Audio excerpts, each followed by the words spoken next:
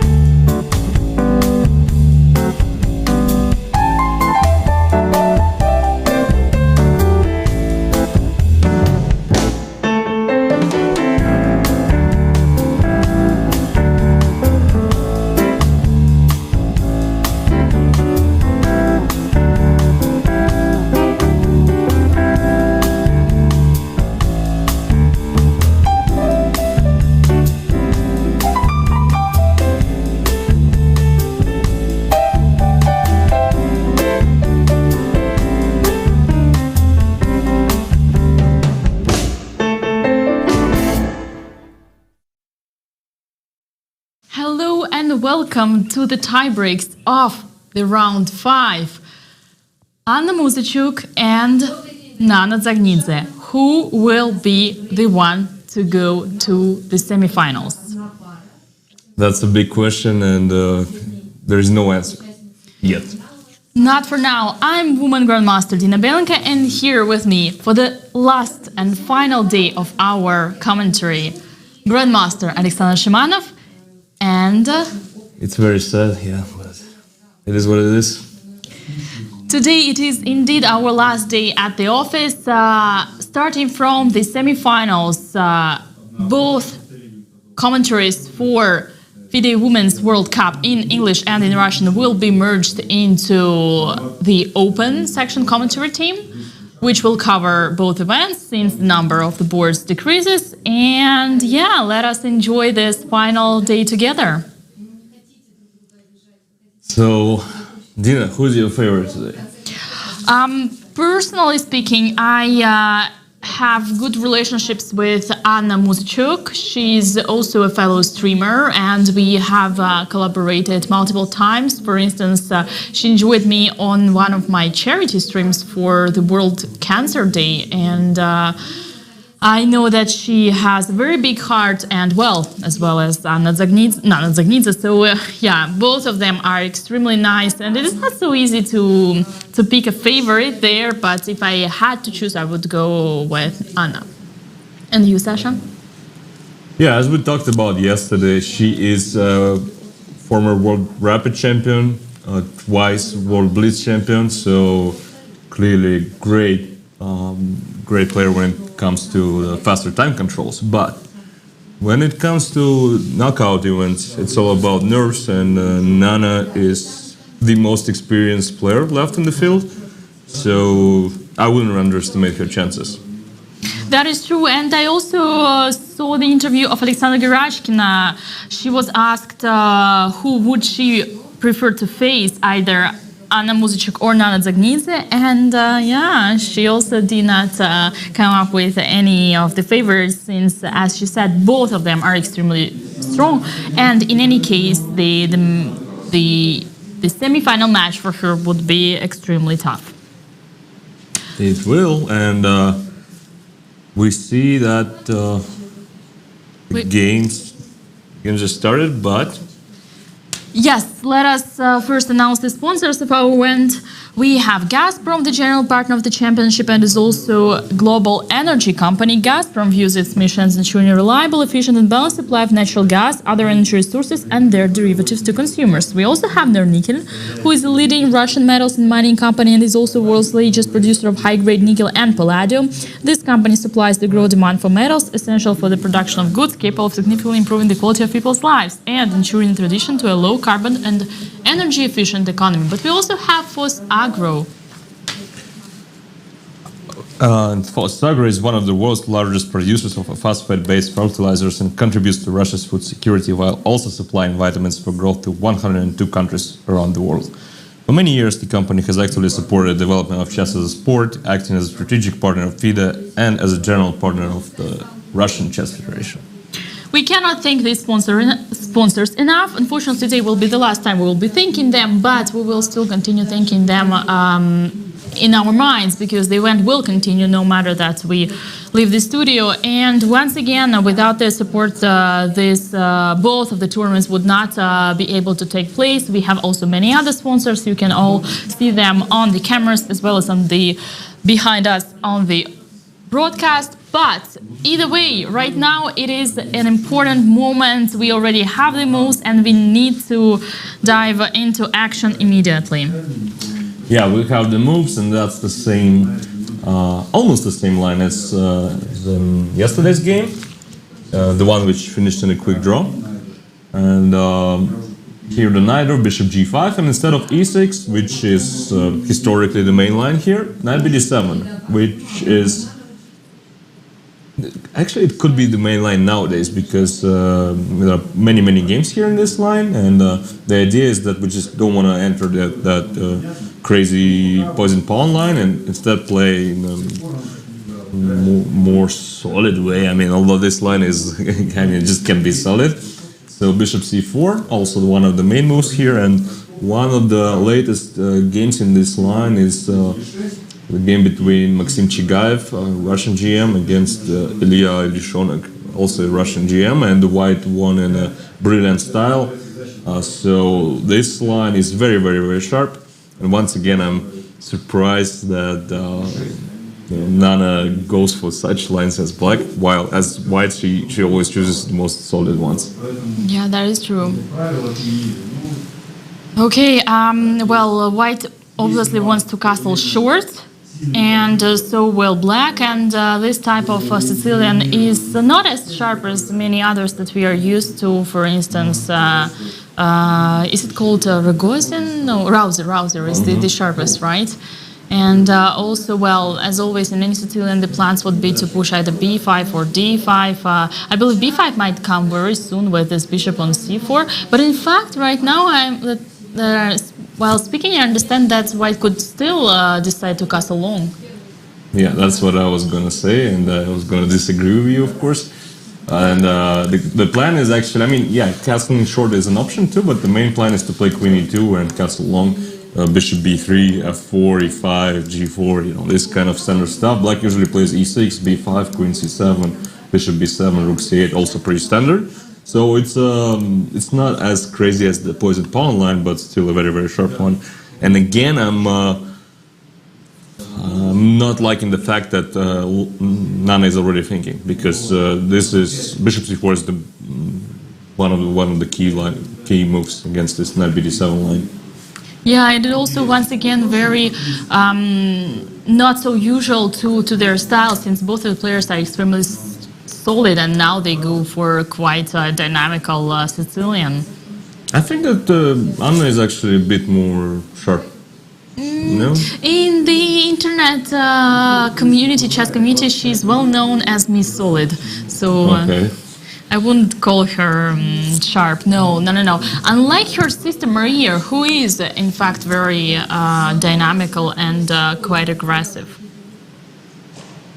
Well, so in any case, this game I don't think will be a short draw, and also it looks like it will be actually very sharp, and which is again very surprising because two players are not that aggressive usually. Yeah. And G6, I think this move is actually. I mean, I've read some article like 7 years ago or so, which was saying that after Bishop G5, you want to play Knight D7, and then no matter what white does, you just play G6, Bishop G7, and get like a dragon type of style position. But this is a bit outdated, I think. And nowadays, I think Queen D2 or Queen E2 again. We castle long. We play F4 with a decisive threat of E5. So Black needs to be very, very, very careful here. So. Also, how about? I mean, I don't know if it's a theory or not, but let's say Queen E2, Bishop G7. Does this kind of stuff work? Nice, very nice Then sacrifice. Queen C4, and if you go to E8, Knight E6 just wins, right? On the spot, attacking both the queen and the rook. Knight B6, so maybe it's not that simple, but probably I can just take and play Knight E6 back, and then should be winning. But obviously the critical idea here is D5, and what's so funny, Dina? D5, and after E takes D5. Yeah, I mean, I'm trying to understand what's funny about this position. Or No, it's just our viewers are making fun of me when I was taking the browser variation, calling the browser variation by the name. But either way, E takes D5. Now Knight comes to B6, I believe. And then attacking both the queen and the pawn on D5. And now if we go Queen B3, then you just take this pawn on D5. right, and this looks like not enough compensation, although it's still tricky. But Black, of course, doesn't have to allow any of this. I think B5 makes perfect sense here. Then after Bishop B3, we can go Bishop D7. So now there is no Bishop F7 ideas. And let's see what Anna comes up with. I mean, again, castling short is also an option, but rather a harmless one, I think. So Queen D2 or Queen E2, I think, is critical. F4 also makes sense. Queen E2 has been played. Yes. And maybe Bishop F7 is a potential idea here. Bishop G7. Okay, so how about is this an idea? Because Bishop G7 has been played very, very quickly, and I mean I would be a little bit worried here. Okay, so Bishop F7 takes Queen C4. You go D5. I go Knight takes D5. What's your move? That is a very proper way. Knight E5 could be. Knight E5. Okay, yeah, I You guess. just go Queen B3, but then I have E6. No, then you can just take on D5. Oh yeah. So maybe it doesn't work, but I think this is a serious option. I mean, it does look like a serious option. So in a blitz game, I would go for it for sure as white. I mean, in rapid, it's a bit different. So maybe it's a bluff, but it is something to be considered for sure. So I'm surprised Nana, didn't take it seriously at all. Could that be some kind of well-known theory? Probably, yeah. But so what does your friend say? Bishop F7 an option at all? No, they do not consider both of my friends. Oh, there is one game with Bishop F7, King takes F7, D5. What is this game? No, between some not that high-rated players. Yeah. People don't play this. No. They say engine says that advantage is on the black side. How big is the advantage? Because if it's like after d5, it's -1.5. Okay, this is a lot. Knight takes d5, for instance, but there is just knight e5. Yeah. I mean, that's exactly the line we covered. So, okay, bishop f7 apparently doesn't work, but it's a fancy idea. So I think black should just castle and then play f4. Standard plan, and black probably wants to play b5, bishop b7, queen c7. So this is all the standard ideas, and I think Anna is actually calculating bishop f7, because otherwise, I mean, castling is very, very natural and should be played very quickly. But maybe she wants to make bishop takes f7 work. In any case, right now it does not work, and it must be a well-known theory. It's only move number 8. How many games in the database? Let us have a look. I would expect around 100 games in this position. Let us have a look. Because usually, actually, the main theory here, I think, besides bishop c4, yeah, she just castled, makes sense. Queen e2 is actually one of the main moves here, with the bishop on f1. We want to save a tempo and castle long quickly, play f4. And we actually saw a game in this. I think it was Tan Zhengyi against Marie Siba who played this line, and she actually won a very nice game as white. So, anyways, this is the position we have right now. The bishop on c4 is obviously much more active than on f1, but at the same time, black can try to attack it at some point by playing b5 and knight c5. So it's a double-edged move. Right. So I put the filter for the position b4, bishop g7, long castle. And seems like we do have a lot of games here. Okay, they date back to 1971. This was the first time it was played. Alright, so 50 years ago? Yeah, and we do have a lot of games like this up to now. So many games in the internet, but And a bunch of engines games as well, right? Okay, this is apparently very, very well known. But do you know that you can just press the online stuff? Yeah, let us have a look. The live book. No, just go online. Oh, right, online. It is. No, go back to the board. Sorry, guys. Let me teach Dina how to do this. Use Chessbase. Yeah, and go online. Online, where's right online? Here. Right. File? Insert online, Word? online. Go. Okay. Right here. Ah, nice. Wow. So it is actually Alright. much simpler instead of doing all of this. Wow. Okay, stuff. so we have 54 games found. It's not so big, 54. 54 games total in this position. Yeah. Bishop g7 is But the you should be most- forever grateful to me, Dina, after I showed you this online button, because I mean this saves you so much time. Yeah, but I'm surprised. Like you show me 54, but here in my filter search there are way more. Although might be internet games. What is the parameter like? But okay, well, that's not the discussion for now. We'll speak about that after the show.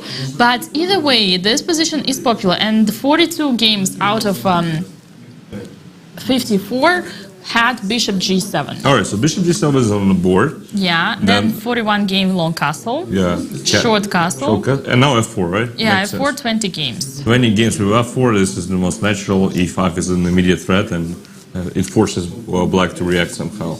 Yeah. So f4 is on the board, and I think queen c7 must be the main response, right? yeah, the main move right now is queen c7, 15 games, but other moves were also played. Like the diversity gets bigger and bigger. But let's say queen c7. We do have some Rook e1 or bishop b3, right? rook e1 or bishop b3, 6 games, rook h e1, 4 games. Yeah, so these are the two most natural moves, rook e1 we want to play e5 again, and bishop on b3 is a little bit unstable after black played queen c7, so it's a very standard move. Bishop b3 is a very standard move in such positions, so something like this is expected. And queen c7 is also, I mean, more or less has to be played, I think, because e5 is just a killer if it's allowed. Yeah. So, but that is weird, no? Playing queen c7, rook e1, and now you don't want to play queen c7, do you? You don't want to play what? Queen c7, do you? I mean, yeah, that's exactly what I just said, that we need to play queen c7. Yeah, but then you put it back, rook e1 and queen d8. You didn't put it back? Queen d8? No, we didn't put it back. Okay. Yes, apologies on that. So, this is the position that we are expecting, and normally players should know it. They have both 19 minutes, meaning that they are more or less aware of this, but they might be like in need to recall some, like to verify. Like this, you remember the same thing how we had seen yesterday? Like they were thinking the position that they should not have been thinking, but you know what? Mr. Grishuk always does this, I believe. He knows his preparation. He's like he knows the move that he's supposed to play, but he always overthinks it because he, in a way, prefers to get his personal opinion first before making it, even though this is what he prepared. That's why he's not the world champion. That's why he's. I mean, he's still in the game. He's playing Duda. He's still in the game. But I mean, Grishik is unique, and he's what he does in the opening is a bit extreme. That sometimes he can spend like 40 minutes on the position he already knows, and. I think in the candidates against you remind me who, he spent 1 hour and 10 or 15 minutes on one move. It was like very early one. And it was his prep? Oh, that's not a story. No, I don't. I kind of recall some games like that, but yeah, I don't remember who it was against. But in any case, in this game, I think they don't know the exact theory. They just know the ideas here, because the ideas are very standard, so you can make all natural moves and then start thinking. But Queen C7 has to be played, and I'm surprised. Nana is spending so much time here. Yeah, she does. We can see that Nana has 17 minutes, yeah, and Anna has 19. So, okay. Let us try to approach this position in a human way. Nana just made a move, and this is Queen C7. Mm-hmm. Yes. Like yesterday, we were also surprised, but they knew it. So now we expect Rook E1, and normally that is an easy move for Anna, because once again she has this approach in order to improve every single piece before you start the attack. It was quite curious for me. I was recently playing myself in Women's Speed Chess Championship online, and Anna Muzichuk was commentating on my games, and what an aura! Yeah, and and just a couple of weeks later, I was commentating on her games in the same tournaments, and now I'm commentating here. And from what I've learned from Anna's insights on my own game, every single time she was suggesting to improve the rooks and the pieces which do not play before starting the action. So. How it worked for you recently after those tips from Anna? Yes, absolutely. At least it worked for me in the commentary. Right. All right. So Rook E1 is a very natural move indeed. I think the narrow natural move is Bishop to B3, but I guess it's more or less the transposition, because after Rook E1 I expect Black to play B5, and then the Bishop has to go to B3 anyways. And then the question is if Black wants to play E5. I think this is an interesting idea here, because E5, is something White wants to play herself. So e5 actually makes some sense as black. Yes, it's weakening the d5 square, but so far it's under control, and we kind of get in a typical knight position, except that the bishop is usually on e7, but I don't think the bishop is worse on g7 than on e7 in such situation. Yeah, and also I said the typical maneuvers in Sicilian are d5 and b5, but of course I didn't mention that e5 is also sometimes typical maneuver. As you said, Sasha, normally the bishop should be on e7. Me personally, it would worry me a little having the bishop on g7 and pushing e5, but as long as black cannot block this pawn and block my bishop on g7, it should be okay. Yeah, I mean, that's not exactly what we would be happy to play, but I mean, e5 is just such a big threat, it needs to be stopped somehow. So. Definitely. So, right now we have the position where Anna Muzychuk is thinking. She hasn't yet improved her rook. The alternatives for her would be to play something like bishop b3 or f5 herself. Knight f3. There were also moves played such as king b1 and bishop f6, but I believe this base has like many different levels. And if we take some grandmasters who had played it recently, it would go with f5, in fact. But the games are You can sort it by ELO. Yeah, I sorted it by ELO, and the highest ELO rated is Berg with 2612. And the game was played in 2010, which is pretty long time ago, and he played f5 in this position. But there's also Rauf Mamedov, as far as I can see. This is the guy to 2004, but I'm pretty sure he was already very strong. 2494, Rauf Mamedov back in 2004. Yeah. He played bishop b3 here. He played bishop b3, b5, rook e1, e5. This is the game Mamedov-Korobov. Two very, very strong GMs. And such a long time ago. The game was played 17 years ago, but some people have already been born and made it up to the World Cup. For instance, Ivic, I'm not sure how old is he. He's 18. Yeah, but should be something like that. Right. So in any case, no, not bishop b7, but e5. That is exactly what Korobov played, and then knight f3, bishop b7. White just took and played king b1, and I guess this is a typical Sicilian position where it's really not really hard to understand who is better here. But you're right, Dina, that the bishop on g7 doesn't look that great with the pawn on e5. And maybe we would prefer to have it on e7, but that's a different story. In any case, I think black's counterplay here should be good enough. Although Mamedov actually won the game. Yeah.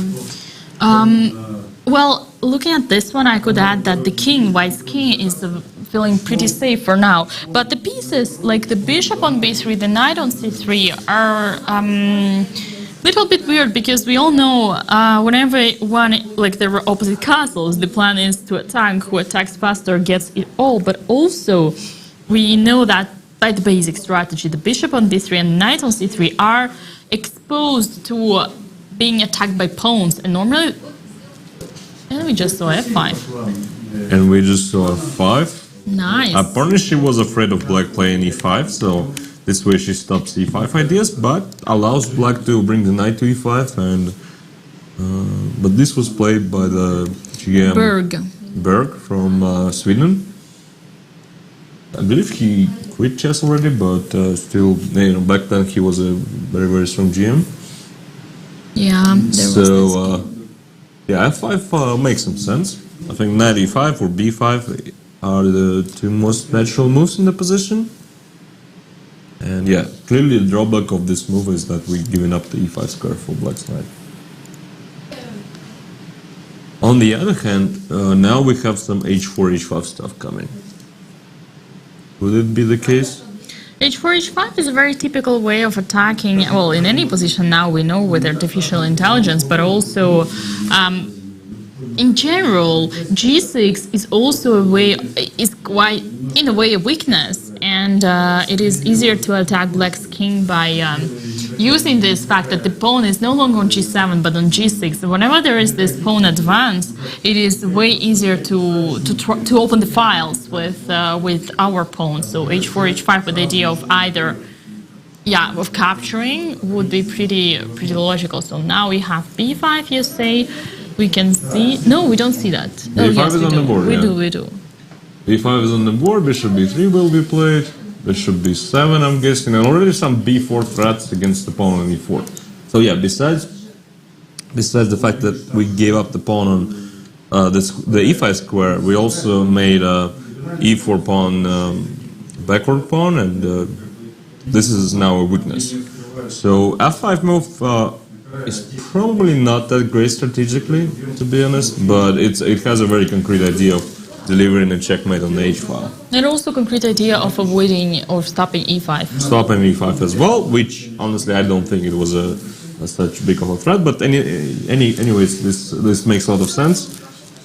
Me personally, I probably wouldn't play this move, but it's not a bad move for sure. Right. Okay, so getting back to the human way of analyzing this position. Right now, our bishop is attacked. Anna is thinking, what are the alternatives apart from bishop b3? Well, maybe bishop d5, but this doesn't make much sense to me. I mean, then rook b8 and b4 is a threat, so that's c6. Maybe she wants to do something really concrete, but I can even play bishop b7 instead of rook b8. Yeah, and I think she just played bishop b3. Yeah, she just played it, and black, I think, will respond with bishop b7. Yeah, and I think the key when it comes to rapid chess, you want to make natural moves quickly. You don't want to spend how much time did she spend? Like a minute on bishop b3, while there were like no real alternatives. Mm-hmm. Yeah, that is a good point. So Nana has 15 minutes and Anna has 12.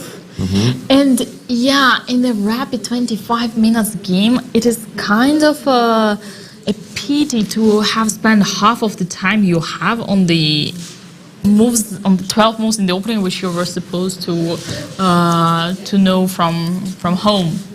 Yeah, but I guess it's okay if your opponent is in the same situation. You don't want to trail on the clock too much, but you know, if both of the players have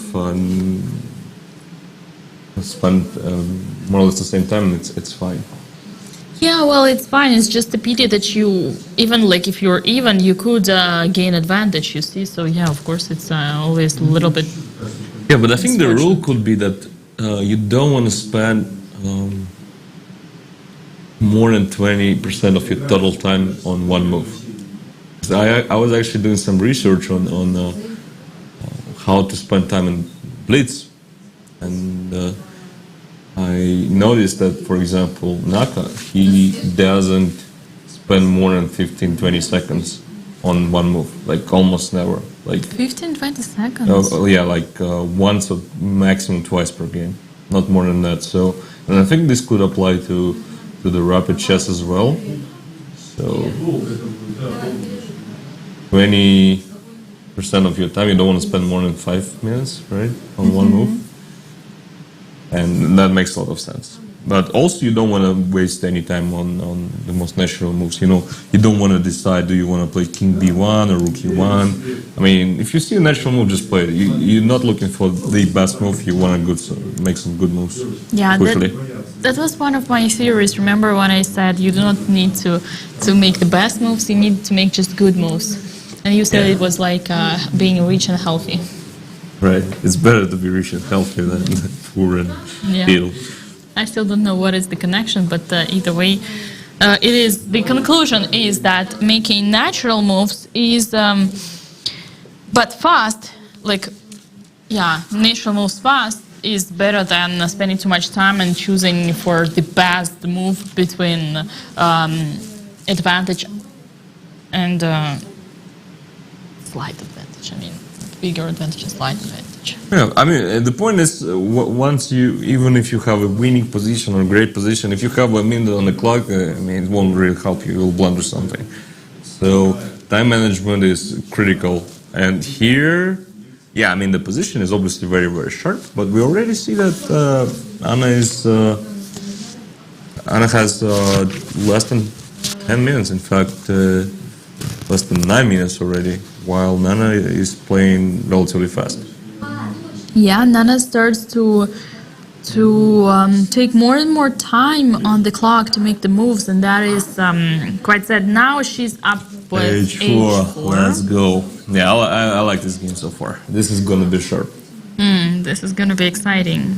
I don't see a draw in this game. Let's put it this way. I like this observation. Okay, and the evaluation so far is equal. So, yeah, the stronger person, I mean here, the person who understands better the position will perhaps overplay unless we see some blunders, but... Yeah, but one point is that it's probably not about understanding the position, but who calculates it better. Because it will be very, very sharp. I mean, you don't need to be a great player to understand that white wants to play h5, right? But how does it happen like this, that two extremely solid players meet and the position on the board appears to be some super dynamic and pretty sharp Sicilian? I have no idea. I mean, this is what you said, that they're very, very solid, and yeah, they are. Miss Solid, right? Miss Solid is Anna Muzichuk, and as well as Nana Zagnidze in one of her interviews, in one of her latest interviews in Gibraltar Grand Prix, she said, if I were to describe my style, I would say extremely positional and calm, and what I enjoy the most, this is her quote, what I enjoy the most is creating the harmony between my pieces. These were her words, so they both are extremely solid. And yet here we are, they play sharp Sicilian. But this is, yeah, for the second time I'm being very, very surprised by Nana's opening choice, because I agree that she is a very strategical positional player. Well, Anna looks like a bit more universal to me, so to say, but you saying she has a reputation of being extremely solid, so this time I won't disagree with you. Yeah, well, the term was invented by Elizabeth Betts, if I'm not mistaken, and since Elizabeth Betts calls herself Miss Messy, I mean, everything is relative, so in comparison with Elizabeth, Anna might be solid, but when it comes to your chess understanding, you could say that she is more universal, of course. Yeah, but as I said, this time it's all about the calculation. H5 is coming, and Black probably wants to play b4 right now, or knight c5 and attack the pawn on e4. This is the source of counterplay for Black. So yeah, I mean, if we make some slow move like rook c8, I think h5 might be crushing already.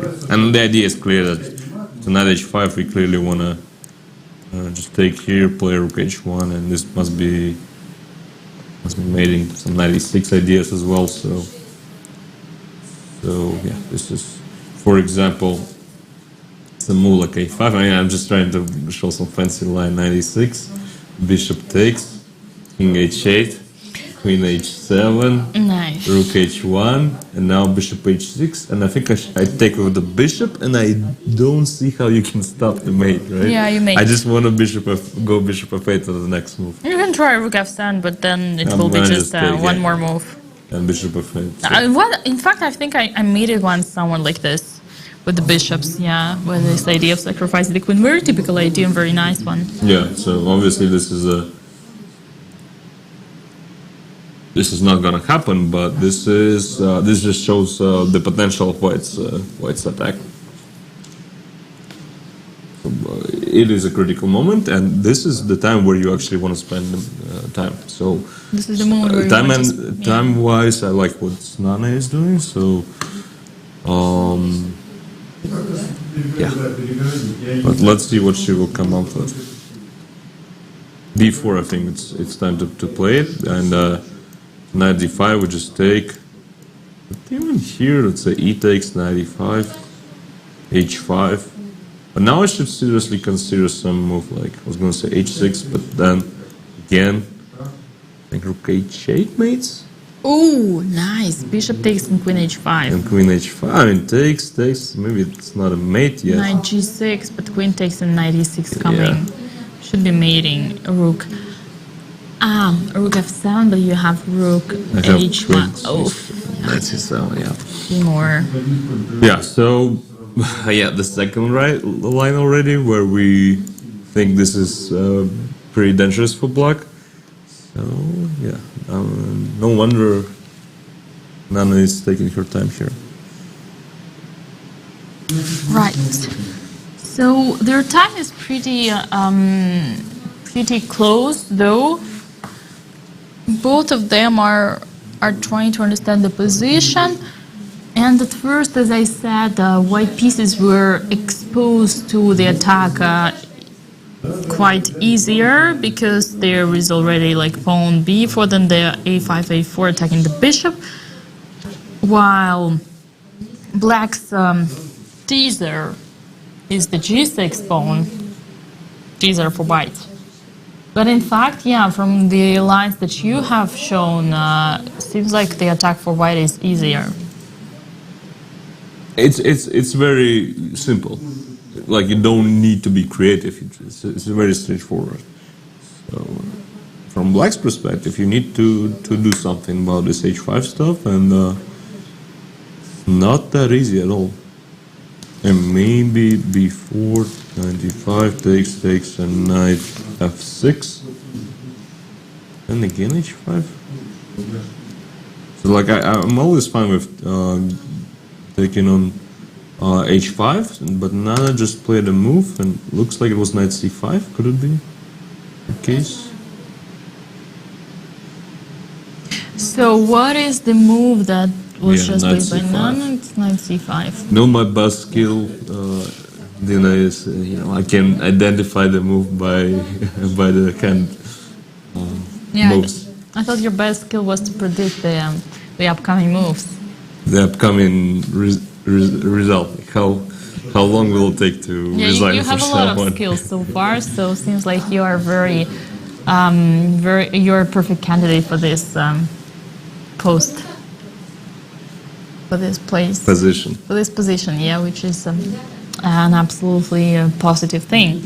We have knight c5 right now on the board. Jokes aside, knight does threaten on b3, although it's not dangerous. As well as e4. As well as e4, yeah, right. There are three pieces attacking e4, knight on f6, knight on c5, and bishop on b7. Only two defend. There is knight on c3 and queen on e2. So this means that white needs to defend this pawn. It is true, and I don't think that, I just said it is true, and now I'm gonna say I don't think it is true. You changed your mind. I changed my mind, yeah. And maybe it's like, the way... Yeah. It's the way how it goes, because we're commentating, but at the same time we're thinking on the position. The more we look at it, the more ideas we come up with. Yeah. My point is that you said we need to defend the pawn. Ideally, yes, but first of all, it's not that easy to do. And secondly, h5 is still a serious option, I guess. But now e4 is attacked and can be taken. H takes, and then we can take the bishop on g5, and this looks like it's holdable for black, right? Because the knight on g5 is surprisingly nice. It protects h7, protects f7, and black is a piece up. So intuitively, I don't think this should work for white. This is a nice way of defending. Very unusual one. You do not come up with something like this naturally. But as you said, this position is going to be about who calculates better. And this knight g5, you can come up with it only by calculating. Yeah, or you can just see that the bishop is hanging and grab it. Yeah, but you grab the bishop and protect both pawns, and you say that there is no mate after. Something like queen h5 won't work because of h6, I believe. And if we take g takes h7, then you just go king h8, and you say that pawn is my defender. You see, but there is knight takes f. No, knight takes f7. There is the pin. Yeah, knight takes f7. I mean, f6 is probably the killer, and then if e takes, I go knight f5, queen g6, and that's the beauty of this bishop among the knight on f5. This is winning again. All right, how do we queen h5? I mean, I just want to take here, right? That's my at the very least, as well as on f7. So, what to maybe bishop f6? Can I try something like knight f3? No, you have bishop. Oh, bishop e6. How about this one? Bishop e6? No, knight e6. Knight e6. Bishop e6 is I meant knight very e6. creative. Alright, so I take? Bishop e6. Ooh. Welcome to Dina Belenkaya chess club. Queen takes h7, knight takes h7, rook takes h7, mate. Welcome, welcome. Yeah. Hello and welcome to Dina Belenkaya chess club. Knight e6. 96. Oh boy, oh boy.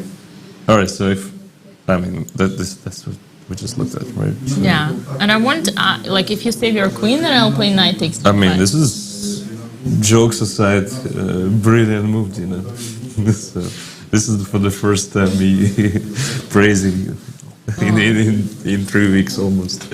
So honest from you, thank you.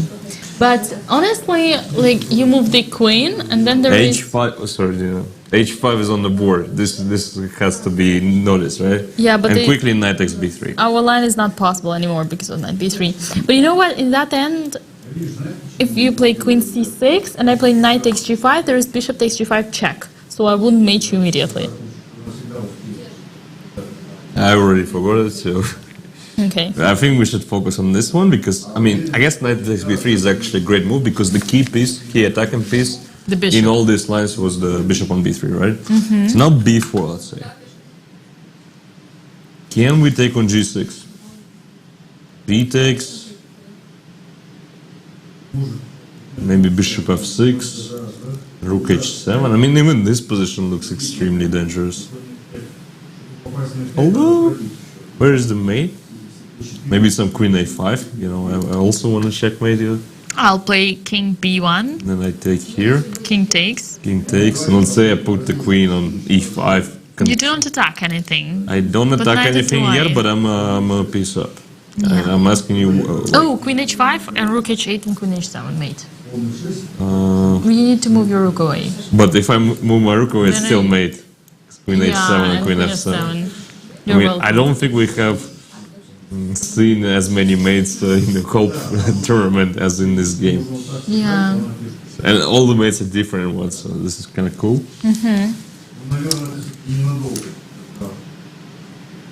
And 4 minutes for Anna in such crazy position. I mean, that's where she needs her time, but she spent it on bishop b3 and some simple stuff like that. Yeah, it's very reckless. Yeah, but in any case, this looks pretty promising, right? For White. Yeah. We could also remind our viewers the time control. It is 25 minutes plus 10 seconds per each. And we play 2 games with this time control. If by any chance the outcome of this match is 1-1, then we will pass to rapid of 10 minutes plus 10 seconds increment. And if that is enough to wait 2 games of those, then we would have Blitz time control with 5 plus 3. And if 2 games of Blitz are not enough to define who is going to the semifinals, then there would be an Armageddon game. But Armageddon game is something we're for now a little bit far away. Yeah, it's too early to think about that. Queen c5 is on the board. I guess the point is we can't take on g6 because now the bishop is hanging. Yeah. So alright, so this is automatic, has to be played. Black takes back, and now we need to think, all right, take on g6, and then, like, this is where you don't need to spend any time. All And right. she does. And she does it. All right, takes back, and now we actually need to start thinking. What are the ideas, Dina? What does your club recommend? My club recommends queen e3 or queen f3 and queen h3 transfer. Transfer, and then we want to take on f6 and go queen h7. I like this idea.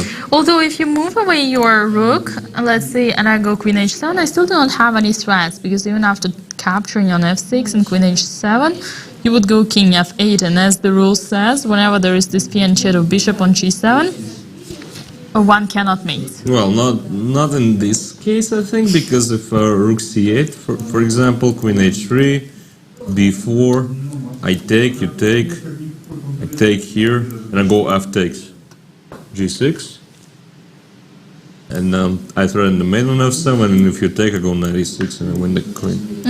Nice. But I said pawn takes. I said pawn takes on f6. Oh, I wasn't listening. Sorry. That's okay.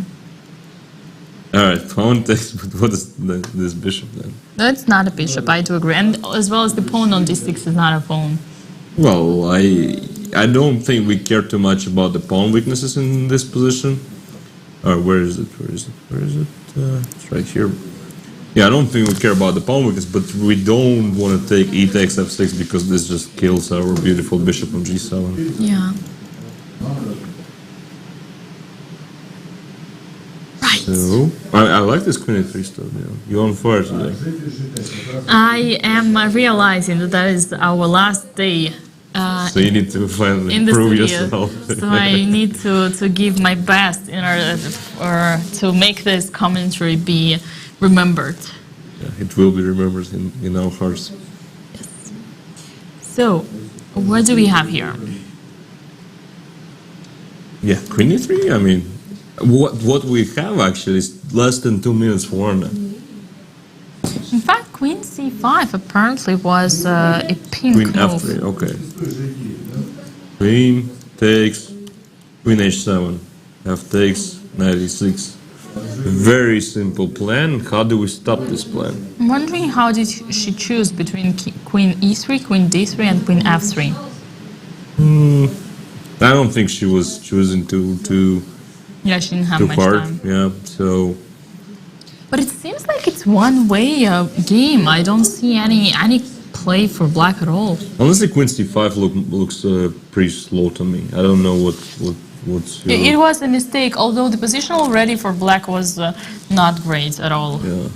So I'm criticizing Anna's time management a bit in this game, but the moves itself, the situation on the board, the way she's been playing, I think so far she's been very, very, very Convincing. good, convincing, Yeah. and her attack. I mean,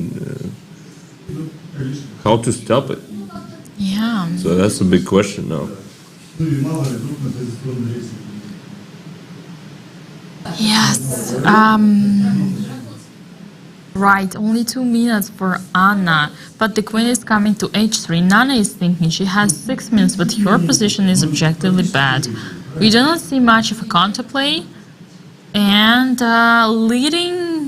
taking over in this game for Anna would be a great achievement. Also, I found out, Sasha, we didn't mention that yesterday, but in fact, the winner of this quarterfinal stays forever, will not have to leave anymore, because they will play in the semifinals in order to qualify for the finals, but also those who lose, they will stay and fight for the 3rd and the 4th place. And on another note, one more amazing fact about this quarterfinals is that whoever wins and gets further will automatically qualify to the Grand Prix series. So in fact, in this tournament, like in the composition that we have right now, there are 4 places, all 4 places, all the semi-finalists will be qualifying, because Aleksandr was a runner-up in the World Championship match and already has a place. Yeah, so this is a very, very high stakes match, Yeah. high stakes game as well. So yeah, and I mean, there is a big difference. I think. I mean, there's a big difference between getting eliminated in the quarterfinals and semifinals, right? Yeah, in fact, So- the main difference is that you do not get eliminated anymore. This is the biggest difference. You do not have to leave. They do not say goodbye to you. No, seriously, I think honestly, the most painful thing about World Cup, any World Cup and the knockout system is that you don't know when you leave, and any day can be your last day, and they can tell you, bye-bye, we don't need you anymore. But here, in fact, the person who goes further will not be having this experience anymore, this painful experience. I agree. I mean, this is probably the most important stage of the whole tournament. Yeah. Surprisingly, right? Yes, and I also saw the interview of Aleksandr Kostyanyuk yesterday. Which we will talk about very, very soon, because Rook C8 is on the board, right? And I think we need to focus right now. We need to focus because this game is, may finish very soon. Queen H3, how do we stop? How do we stop this simple takes Queen H7 idea? F takes, 96. I'll repeat again and again. This is very simple. And 1.5 minutes on the clock for Anna. No time. Basically no time left. Yeah, seems like extremely dangerous situation for Nana, and neither from the human perspective nor from the engine insights, we do not see anything proper for Black. Play Queen H3. Come on, Anna. Because otherwise, this is, 10 seconds on the clock. That's exactly what I was saying. Like, it doesn't matter what the position is. You will just make some blunder at some point. But Sasha, it looks to me like the whole game was just a wrong choice of opening. Like For Nana? For Nana, there was no game here. I didn't see. Or so Queen far. H3, finally. Queen H3 just happened on the board. That is also the most natural idea. Like I spotted it right the moment you asked me what to do next, and you just transfer the queen to the open file, and there is the king on g8, so you just want to mate him. Queen E5. That is what you suggested, I believe. Not in this position. Alright, so if I take, you want to take with the pawn, or what's the plan? No, I think you have to take with the queen in order to protect g7. Alright, so but then I just Queen h7, King king... H8. Alright, so it's not that simple. Yeah, you can take on g6, queen takes g6. Yeah, queen takes g6 is the point. Alright, bishop takes f6 is on the board, right? Mm-hmm. So queen f6 is what we think should be. Must be played. 35 seconds for Anna. No, Right. Our viewers are worried she will lose on time. No, she won't lose on Queen time. f6. She may actually. The position is still extremely sharp, and look at this. Yeah, no, she will Less not. than half a minute on the clock. She will not lose on time, but what can happen is that she might spoil her position. For instance, now, this is weird, yeah, because there is queen takes g6 and no longer queen h7 is possible. Yeah, but this is possible now. So oh, knight f5. Threatening knight e7 as well. Knight e7, yeah. And a funny line could be king f8, queen h8, again some funny tricks. Takes.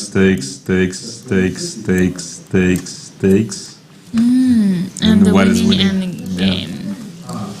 Yeah, winning endgame. So, something like this may happen, still extremely dangerous for black, but, Nana's chance is white's clock in this position.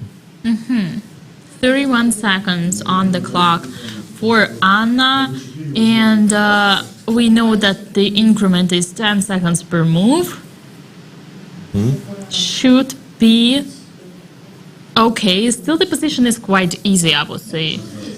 Like, the moves for white come up naturally. You just sometimes you just want to play it with the hand, like in a blitz mode. Yeah, absolutely. And she won't have any choice either way. And Nana's time is ticking, also decreasing. So queen takes g6, knight f5 coming, but she doesn't have any choice here. F takes g6 would be met by queen h7, king f8, and rook f1, winning the queen on the spot as well as the game.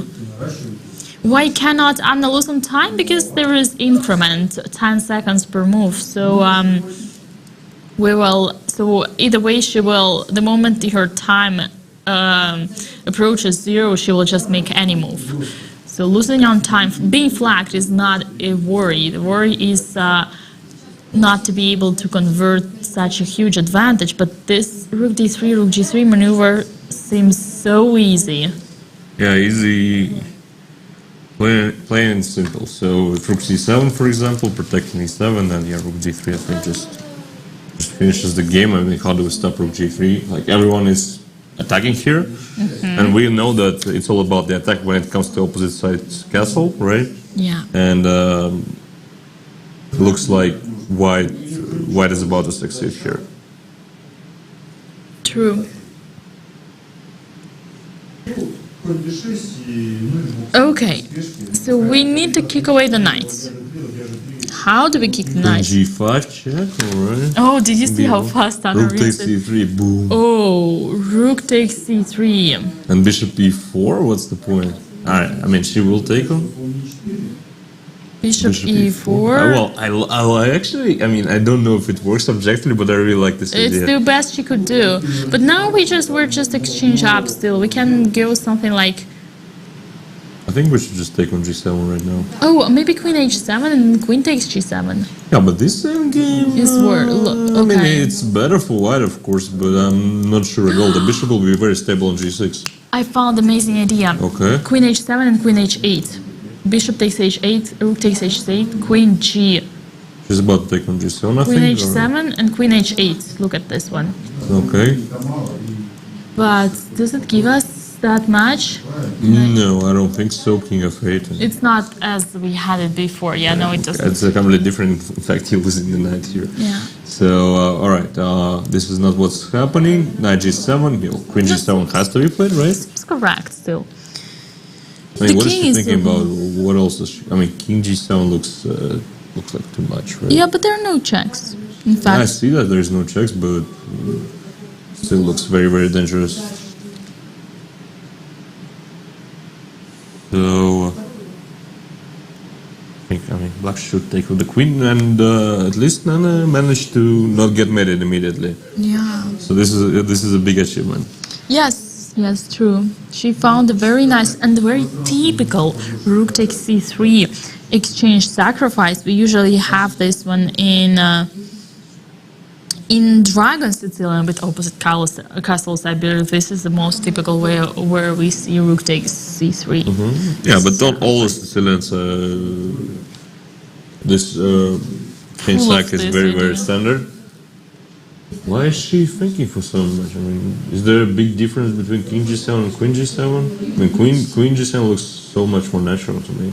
Keeping an eye on c3 pawn, we want to play bishop g6, and that will make our king more or less safe. And then we can play like a5, a4, starting our counterplay. Our queen g7 is finally on the board.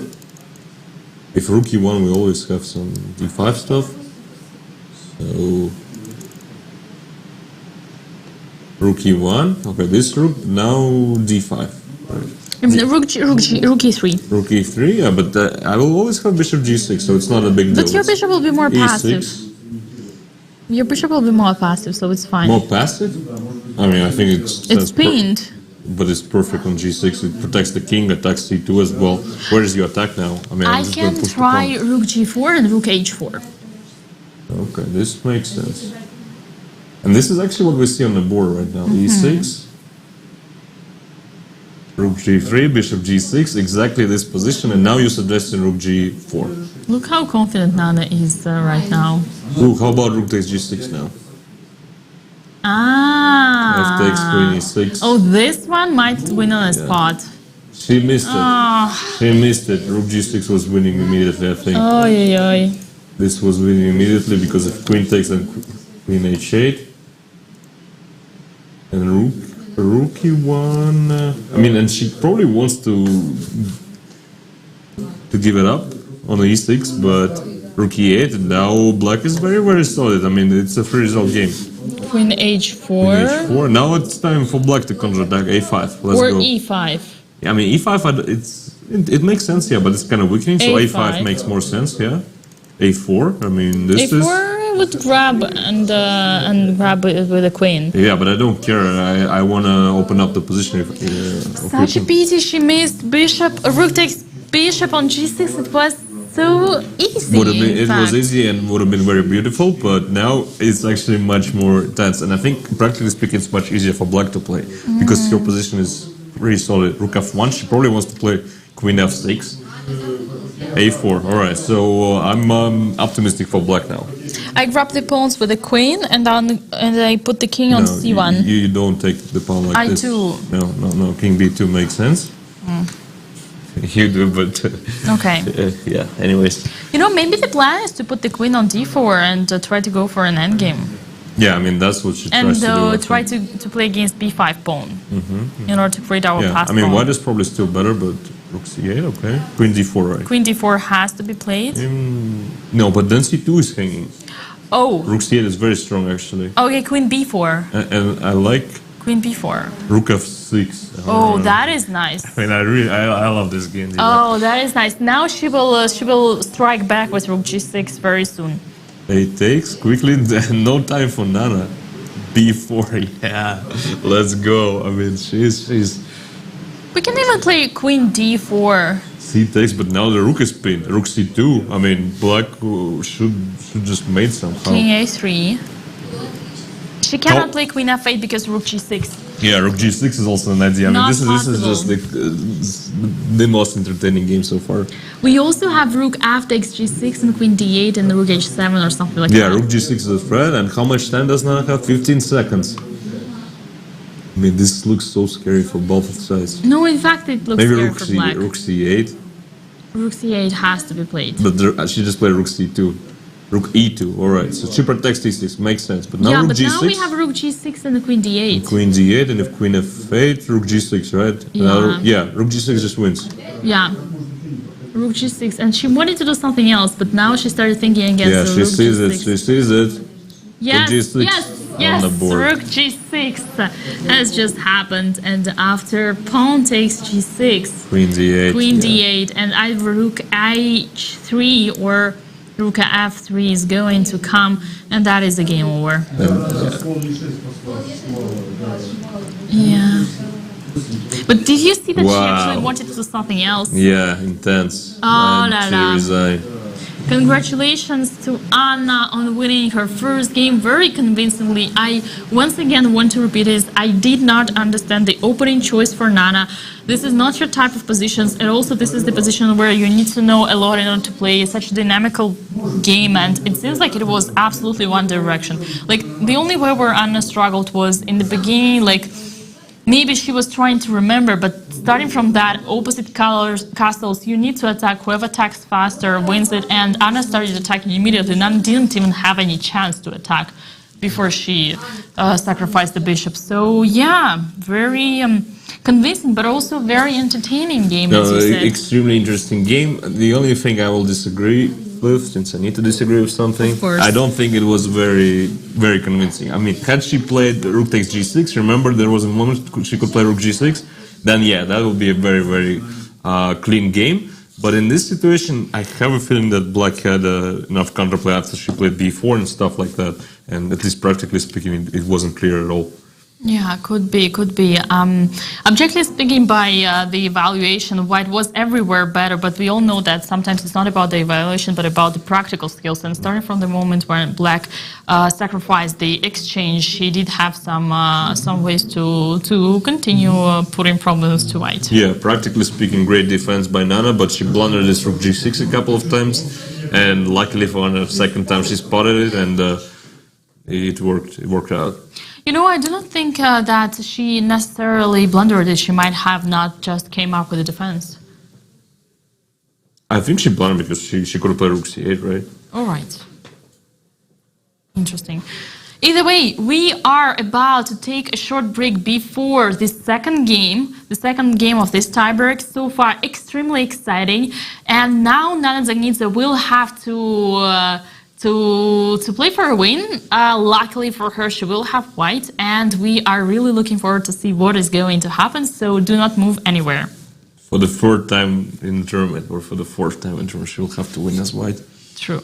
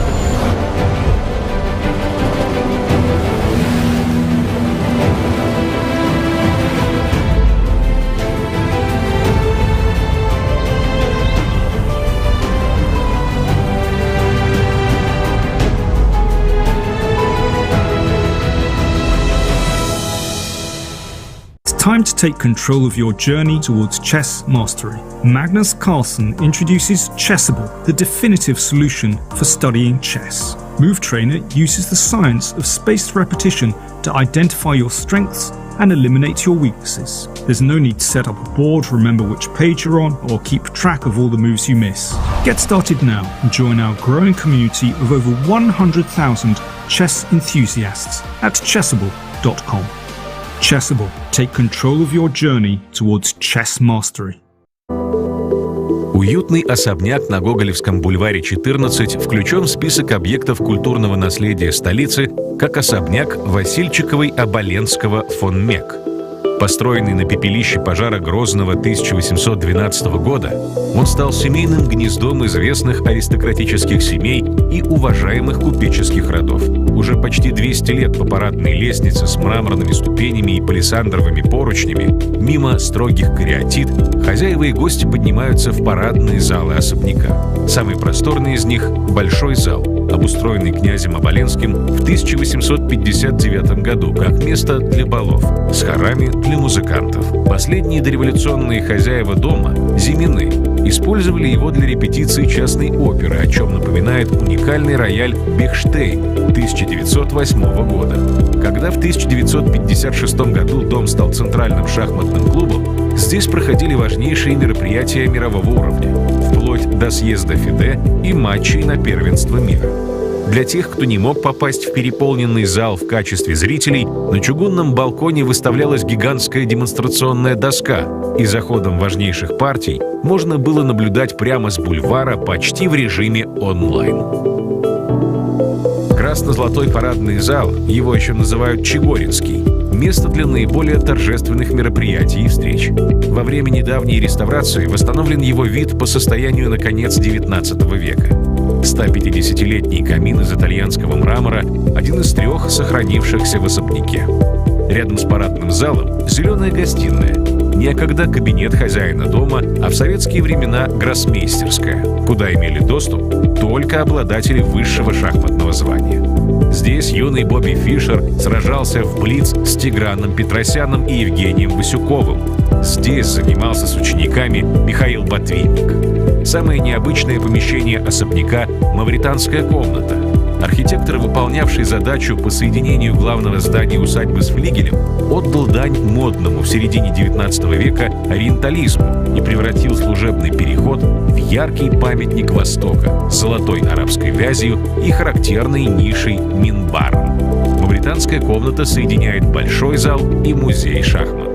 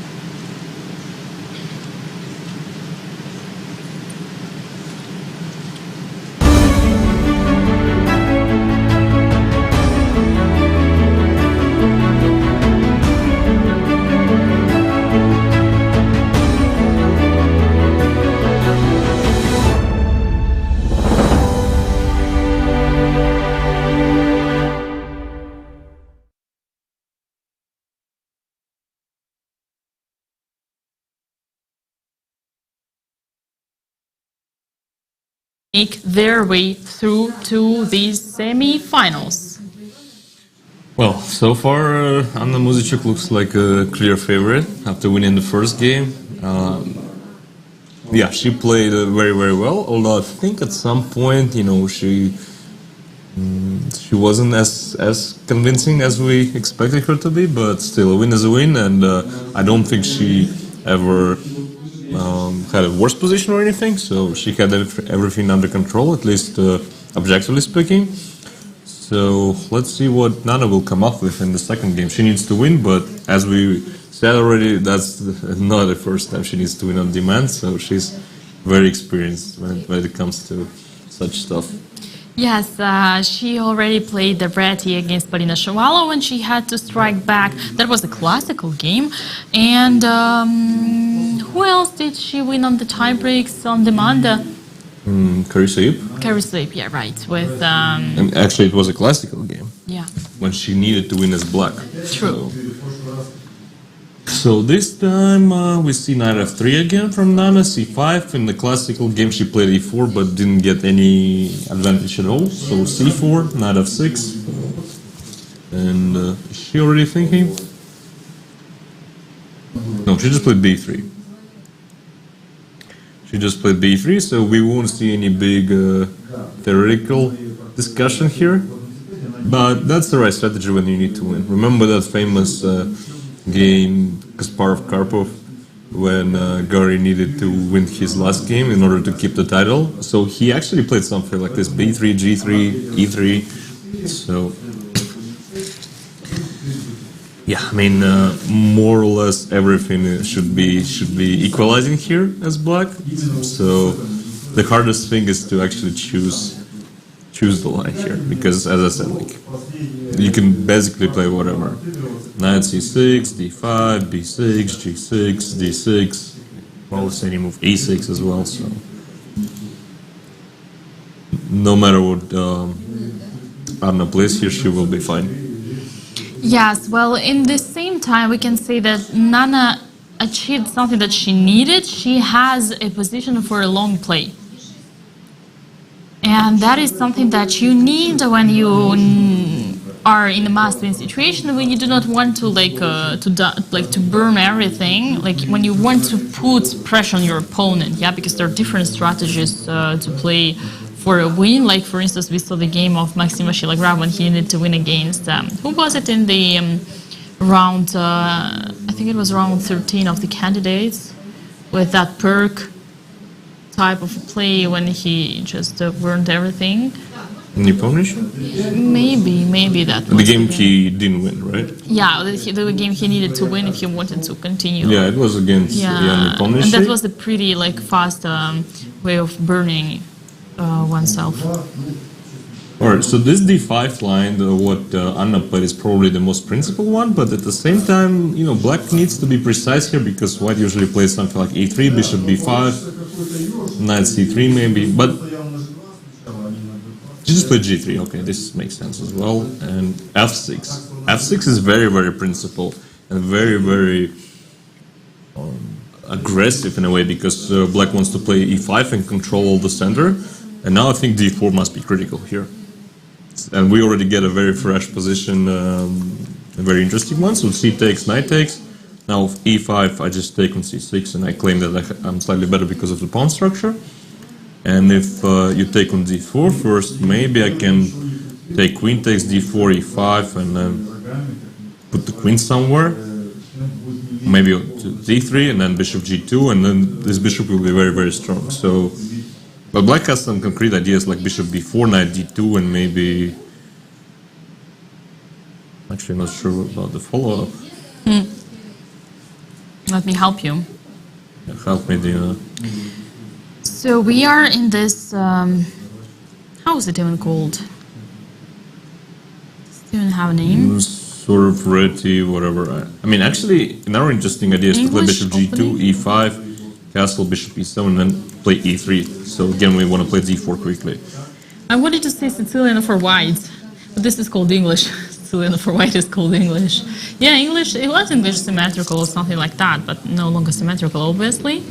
f6 is a very typical idea to block the bishop on b2. Not just block the bishop, but also play e5. And build the barrier against both the knight on f3 and the bishop on b2. Yeah, but again, the problem here is that this takes some time, and black is still a little bit undeveloped. And if we get to play d4 in the right moment, then it may get very dangerous strategically for black. So, and the move d4, the one I mentioned, I think it deserves very, very serious attention, because it stops e5, and black will need to be very precise here in that situation. Yeah, black will need to be very precise, because when playing f6, you kind of neglect the development, and you do not care that much about your king safety, which could be a pity. And also the bishop on f8 is not developed yet, so all this doesn't help in a way black. In fact, it can only create problems. And in fact, one more thing that I wanted to add, this is not that kind of a solid approach that you want to play when you need to make a draw. And this is also great, I believe, because at least it means that Anna doesn't think about result, because whenever you want to keep things calm, you will not play f6. It is such not natural move at all. In fact, it's just neglecting all the basic principles of any play in the opening. More or less, but it's a very concrete idea. Again, if we get to play e5, let's say bishop g2, e5, castle, bishop e7, d3, if white just does something like that, I mean, this position is extremely comfortable for black, and I think it's just better, to be honest. Not much, but slightly better. So that's why it is White's turn to be principal and either play d4 immediately here or try to play bishop g2 castle and e3 d4 quickly. Yeah, trying to complicate things. Okay, Nana has 22 minutes and Anna 23, more or less even. Nana is thinking. And she's thinking about d4. I'm 100% sure. Yeah. Sure about that. d4 is what she's calculating. I think this line is very, very, very principal. I mean, queen a5. That's what I'm thinking about it. About a3 is not as all right, so a3, sharp as we would. Yeah, a3. She will go for this position. I mean, a3 at this point right now. I mean, just looks a bit funny, to be honest. But in any case, she will probably get e5. She will play d3, bishop e7, bishop g2, and we get this type of reverse hedgehog position, which is just extremely hard to play for a win. And I think there was some game like, remember Bibisara against Katerina Lagno? She was trying to win as black. Yeah. She chose this setup, but couldn't really do anything. So True, that is a hedgehog for black here. Okay, e4 is your idea. a3, e5, e4. This makes it sharper, putting the bishop on c4. I mean, it makes it sharper, but it's just really bad position. Yeah, so look at all those white squares, g2, e2, d3, c4. You cannot put your bishop everywhere at the same time. And the dark squares as well, the d4 square. I mean, this is very, very weird idea. I mean, maybe knight b6 has to be played, probably just to stop bishop c4. But even if if we go like knight c7, bishop c4, and then say knight e6, for example. Yes, the bishop on c4 is a little bit annoying, but that's basically White's only achievement here, and not a big deal. Yeah. This wasn't expected at all, and I'm pretty sure Anna is surprised as well here. Yeah, our viewers are asking us if e8, h5 diagonal is weak for black. I believe normally it is weak, but here tactically there is no way White could make any profit of it. So once again, ideally this f6 is not the way that we would recommend to play to anyone. But right now in the situation, as you said, Sasha, it is concrete, and Anna saw that she could gain the big center by pushing the pawn to e5 like this, and seems like it was a proper decision.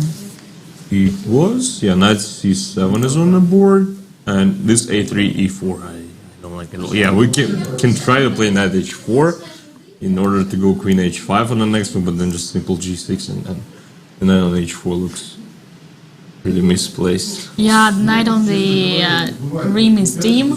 That is what they say. Knight on the dim is rim. Yeah, well, you can write us in the comments. The knight on the edge is always weak. You should never put it to there. Well, of course, here the idea was to bring the knight to f5, but the idea doesn't work because of g6. Yeah, knight h4 doesn't work, and I'm really curious to see what is Nana's idea here, because it looks like White is already, I would even say, significantly worse here. Yeah. Moreover, after bishop c4, I can play b5, I think.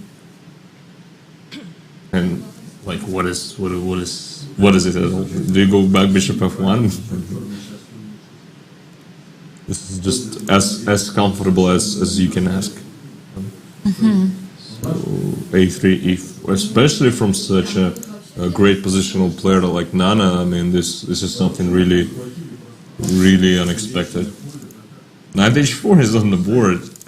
Knight h4 is on the board, so she. I mean, but this trap isn't too. Normally, this is how you guess the moves, right? This is your main strength. You just say this is not good or this will not happen, and here we go. It happens on the board. Exactly. How many times have we seen this? But I would never guess a3 for idea. I mean, that didn't come to my mind at all. So. I mean, besides g6, I can actually just play bishop e6, queen h5, bishop f7. So also makes White's idea just completely senseless. So yeah, I'm struggling to understand what's Nana planned here. What is Nana's plan? Her plan is to complicate. Her plan is to create a fight. This is once again not the way how she normally plays. This is not the solid Nana way. This is some Valentina style. Maybe a good quality to have for a must-win situation, but so far we are not convinced. Not at all. I mean, as I said, I think black is already much better. So, on the other hand, yeah, maybe that's what you need to do. You want to complicate the things as much as you can, but it shouldn't be like, as we say, it's burning on all the bridges by move. Move 9, and I think that was so unnecessary here, to be honest. So. Yeah, and you know what? Now that I look at the engine evaluation, I'm truly amazed by the fact that f6 was the main line. It was the only move that was giving black advantage. So very, very well played by Anna. Could it be so that she was familiar with such kind of ideas? I mean, idea is very standard, yeah. So of course she wasn't familiar, but I think, starting from move G3, so move 6, I'm struggling to understand what's Nana is doing. What Nana is doing. So, because here you're supposed to play after knight c6, you're supposed to play a3, put the bishop on b5 or c4, and the whole plan of e4, knight h4, a3. I mean, this is just a positional disaster already for white. Yeah, true. Very much true. Okay, what do we have? Bishop e6 was the last move that is played. We see that black is clearly better now, but I guess the most important for us is to see some practical ways for white to complicate, to confuse, and to, I don't know, put some pressure on on Anna, because she should be having, logically, should be having more pressure because she's closer to that spot. Although she seems like she's dealing perfectly fine with this situation. Knight c3 was the last move played by Nana Zagnidze. Yeah, but Anna is playing very naturally so far. She didn't even need to come up with anything extraordinary, so good and natural play from her. And I think white's only hope is to play bishop c4 at some point. For example, bishop e7, bishop c4, and hope that black will take on c4. B takes, and then we get a perfect square, for the knight on d5. But I don't think anyone will ever take on c4, and we can just play like bishop 27, for example. Takes. Yes, there's some short-term initiative for white, but in the long term, black is doing great, and this weaknesses on the d file are the key ones. d4 square is in black's hands, d2 pawn is backwards, so the bishop on b2 is really, really bad. Well, as well as the bishop on e7, but all the other factors, I think, work in black's favor here.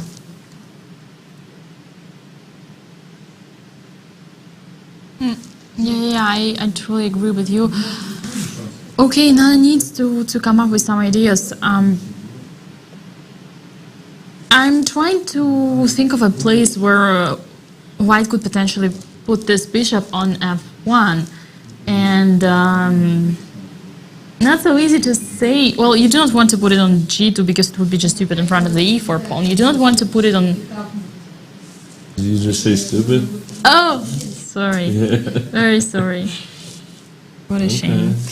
Yes, you don't want to put it there. You don't want to put it on e2. No, it seems like it's the only spot, but would it affect somehow g2 and h3 weak spots?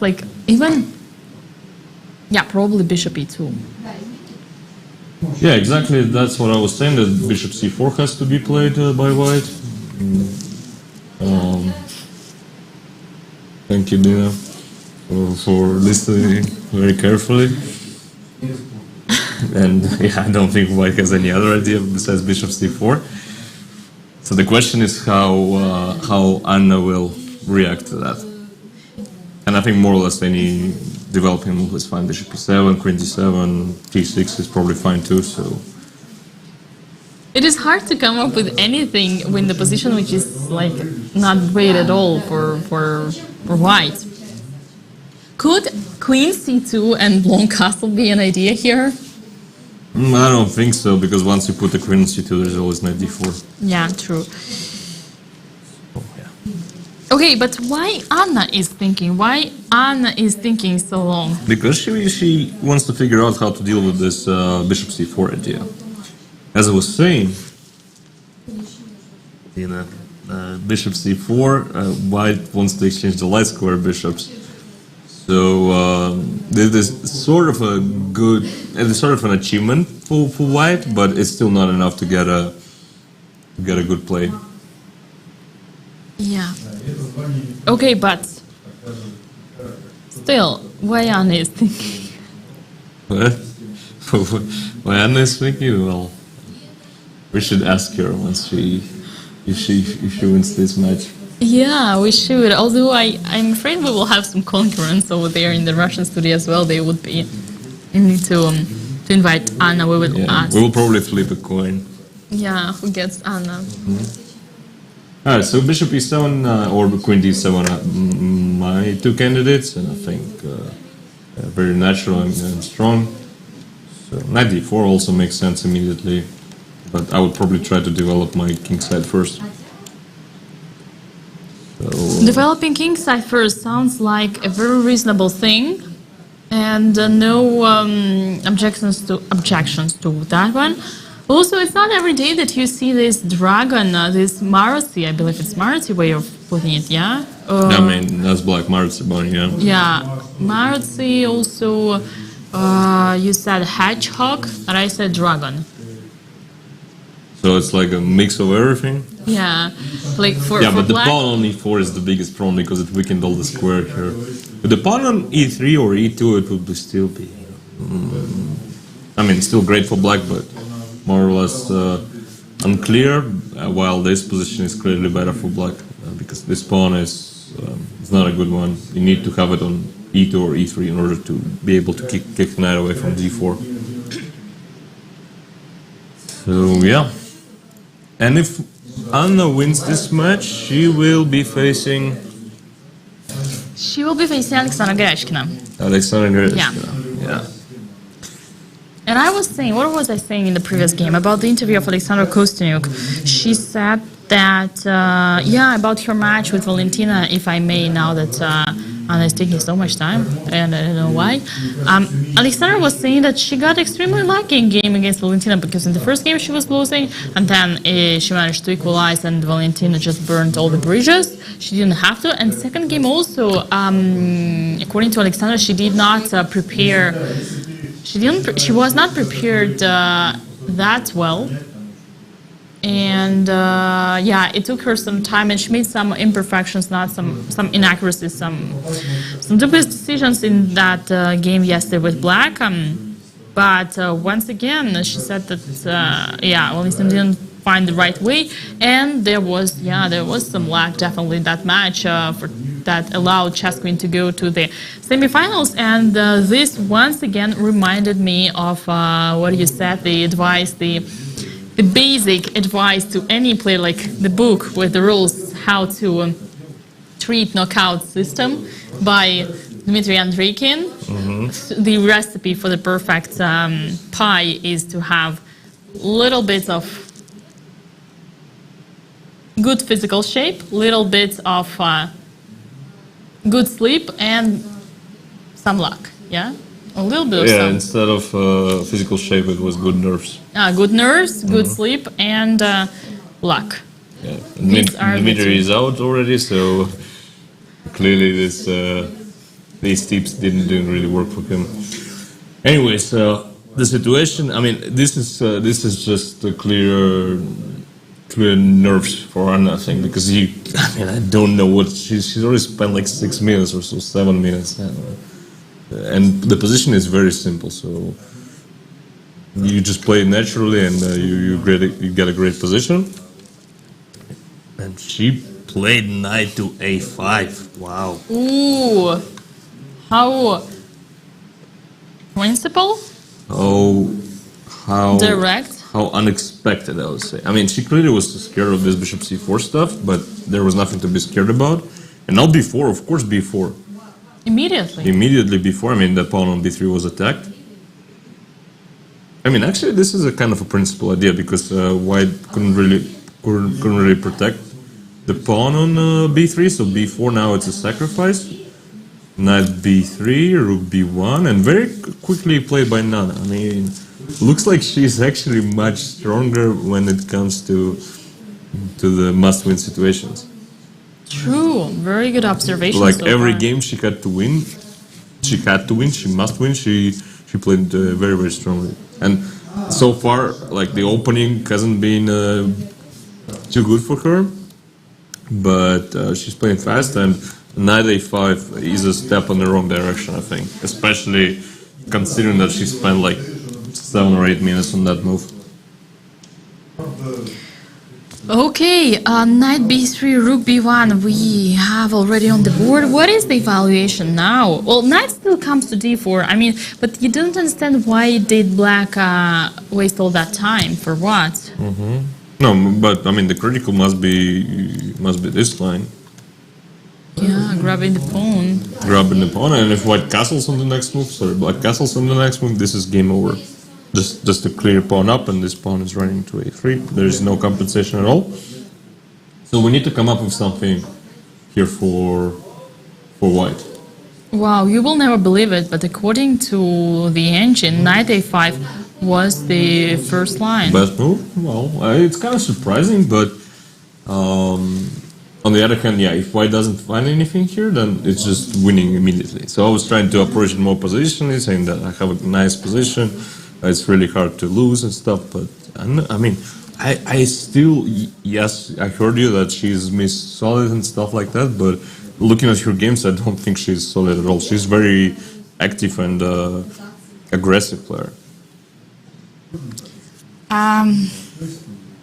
Yeah, could that be so because you are like analyzing from your perspective? Like, because you're solid and you know what is solid and this is not solid for you, but once again, everything is relative, and compared to other female players, could we still call Anna solid? But okay, this is not a discussion that we are about to have right now, but well, either way, she does consider herself as a solid player. This is both of them do. It's just that right now they are in another type of position and they need to play according to the position. Yeah, they are not having this clear approach of Aleksandr Goryachkina, who will always come up with the way to avoid all the counterplay needed. Goryachkina plays very sound chess, and here the pawn wasn't taken. I mean, could you explain to me, Dina, what was wrong with taking the pawn? You or your friend? Grabbing the pawn, let us have a look. Grabbing the pawn. So instead of... Oh, she just played queen d7. Yeah, she just played queen d7. That's all alright. Yeah, that's alright. I mean, that can be a bad move, but I'm just curious what was wrong with taking the pawn. So b takes c4. A takes... Oh, so c5 takes b4. a3 takes b4. And bishop takes b4. And Bishop what's the takes problem? b4. Bishop a1, or what's the move here? Bishop a1, very well A1, spotted. yeah. Still advantage on black side, but not as prominent as it was, as it is after queen d7. Yeah, bishop a1, and the point is we attack b3, and if you take on a1, then rook takes b4. Alright, so there is still some compensation. So queen d7 was played instead, and it's actually not easy to come off with a move for white. Like, what do you play here? I mean, all of your pieces are like so discoordinated. True. Queen d7. There is knight f5 making sense to the knight. There is bishop c1. There is bishop g2. Bishop c1. Bishop c1. It's not a move. Exactly. That will never happen. Bishop c1 will never happen. Well, if you say this, it won't happen. But if I say this, she will play it within the next minute. So let's check this theory and say that she will never play knight f5 in this position. Yeah, but she will play knight f5. This is like there is no, like what else would she play? And let's admit it, knight on h5 right now is Nana's worst piece, so she does want to improve it. Yeah, that is true. But she's also undeveloped. The king is still in the center, so something like bishop g2. Like in general, it makes sense, but white can't even castle because then d2 pawn will be really weak. So, and if he overtake on c5, bishop takes c5, this is just lost, I think, for white, because I castle, play rook d8, and I have a huge advantage on the queen side as well as d4 square. All my pieces are better placed. So, yeah, white needs to come up with something like knight f5 at least to try to make it confusing for black.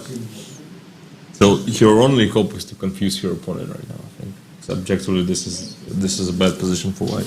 Yeah, but this is your strategy for the whole game, because I mean, if Nana were to fight with some objective, like proper openings, then Anna would easily equalize. Well, probably, so but yeah, I mean, you don't have to get a lost position out of in the order opening to as well. fight. Yeah, I mean, you can confuse your opponent and get an equal position, but here, I think Nana just confused herself in this case. Right. But look at the time. 16 minutes for Nana Dzagniidze, while only 9:54 for Anna Muzychuk. Yeah, but that's been the case for the past 4 minutes or so, because I think Nana actually had around 20 minutes, and so she's been thinking for 4 minutes, so something like that. And I said, and I still think this is a correct statement, that ideally you don't want to spend more than 5 minutes on one move. I see the point. And that was getting back to your analysis, your thesis that you made on how much time one needs to spend when playing Rapid and Blitz. And according to the one and only Grandmaster Hikaru Nakamura, you should not spend more than... Well, it wasn't his tip, it was just I analyzed his games. Yeah, I looked at his timings, and he was... The average longest move in his game is 17 seconds when playing 3+0. So that tells us something, right? And I think this could be applied to rapid games as well. Yeah, but how can you apply 3+0 to any rapid or blitz with increment? With increment, I think it's a bit different, but rapid, I mean, you just take the same, like approximately 20% and... 20%. What is, once again, 20% of 25 plus 10? 5 minutes, if I count correctly. Okay. No, I do not count. Apologies, I do not count. Okay, so 5 minutes. Okay, let's do the math. So 25 minutes. Yes. Is 100%, right? So we divide it by 5, and we get 5 minutes. True, but 5 minutes per move. Average is like you finish in. No. It's average longest moves. So on average, in every game, he spends his longest moves, his longest thoughts. On one move. On one move. Thought of one move. Okay. Yeah. That Exactly. makes sense. That makes sense. Yeah, so that's why I'm saying that spending 5 minutes on a move, like you can afford it maybe once per game, but ideally you don't want to spend that much time at all on one move. And it looks like both players are not familiar with that rule, because we saw a great example in the previous game. Anna was completely winning, and then she was very close to spoil that game because she had no time, I think. True. All right. Now Nana is thinking, and She's in a desperate situation. Let's admit it. yes, but not as desperate as Valentina Gunya yesterday against Aleksandr Kostyuk. I mean, doesn't make any importance if we start comparing. But like when you look at this position, it is still complex. Yeah, you don't get immediately that's why it is that bad. Although you can see, of course, these light squares weaknesses. I mean, the dark squares are weak as well, so it's like all the squares are weak. And could you repeat, I mean, obviously you have already said it so many times, but could you repeat, why did you want some time ago to play bishop c4 and exchange light-squared bishops As for white? as white? Well, because ideally something that, I mean, the only potential long-term plus in white's position is the d5 square. So I want to play bishop, let's say bishop e7, knight. bishop c4. If you take, I get to put my knight on d5, Yeah, right? that makes sense. And I was saying that, we don't have to take as black, of course. We can just play queen d7, for example, and take on d5, so we control take with the queen and we control d5. But then maybe, Anna was scared of something like knight f5, castling, and then queen g4, we just play g6 because the queen is protected by something like maybe knight a3 and then knight d5. Yeah, now it makes sense. In fact, light squares are weak for white, but knights are compensating everything. Both knights are compensating everything. Yeah, so Nana can find a move. She spent 8 minutes already on her move. Like a third of her total time, so... Bishop. No way! Bishop No c1. way! How did that happen? I mean, this is some magic. This is some magic. How did that happen? Well, the knight is in, so we have 3 options, right? We can play c4, we can take on c1, and we can go knight d4. And actually, all 3 of them look very, very good for black.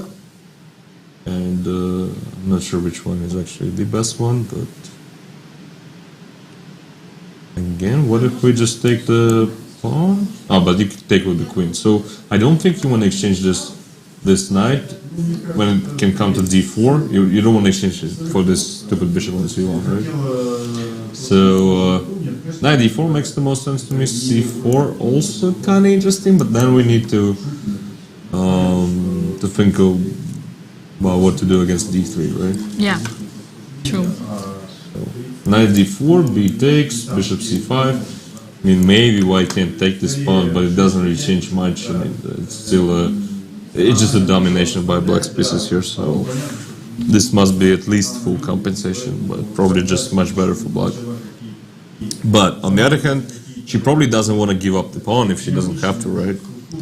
So bishop c1 is probably a good practical chance for white. And Nana is clearly nervous. She's not calm at all, right? Yeah. No. Although in Nana's case, you cannot read that much her emotions. Yeah, Nana always looks calm, but Anna doesn't look calm at this point at all. No. She's like almost shaking here, and as we were saying, this is probably the decisive stage of The match. of the tournament. The tournament. Right. The whole tournament. Because if you go to the semifinal, you already life is good. You will finish the tournament, complete it, and everything is good. You advance to the Grand Prix. You're very close to get to the candidates, so everything is great. While Wait, did I say Grand Prix? Wasn't it candidates? well, that's what you said, and Yeah, I but in believed fact you. it's candidates. They are fighting for the place in candidates, I believe.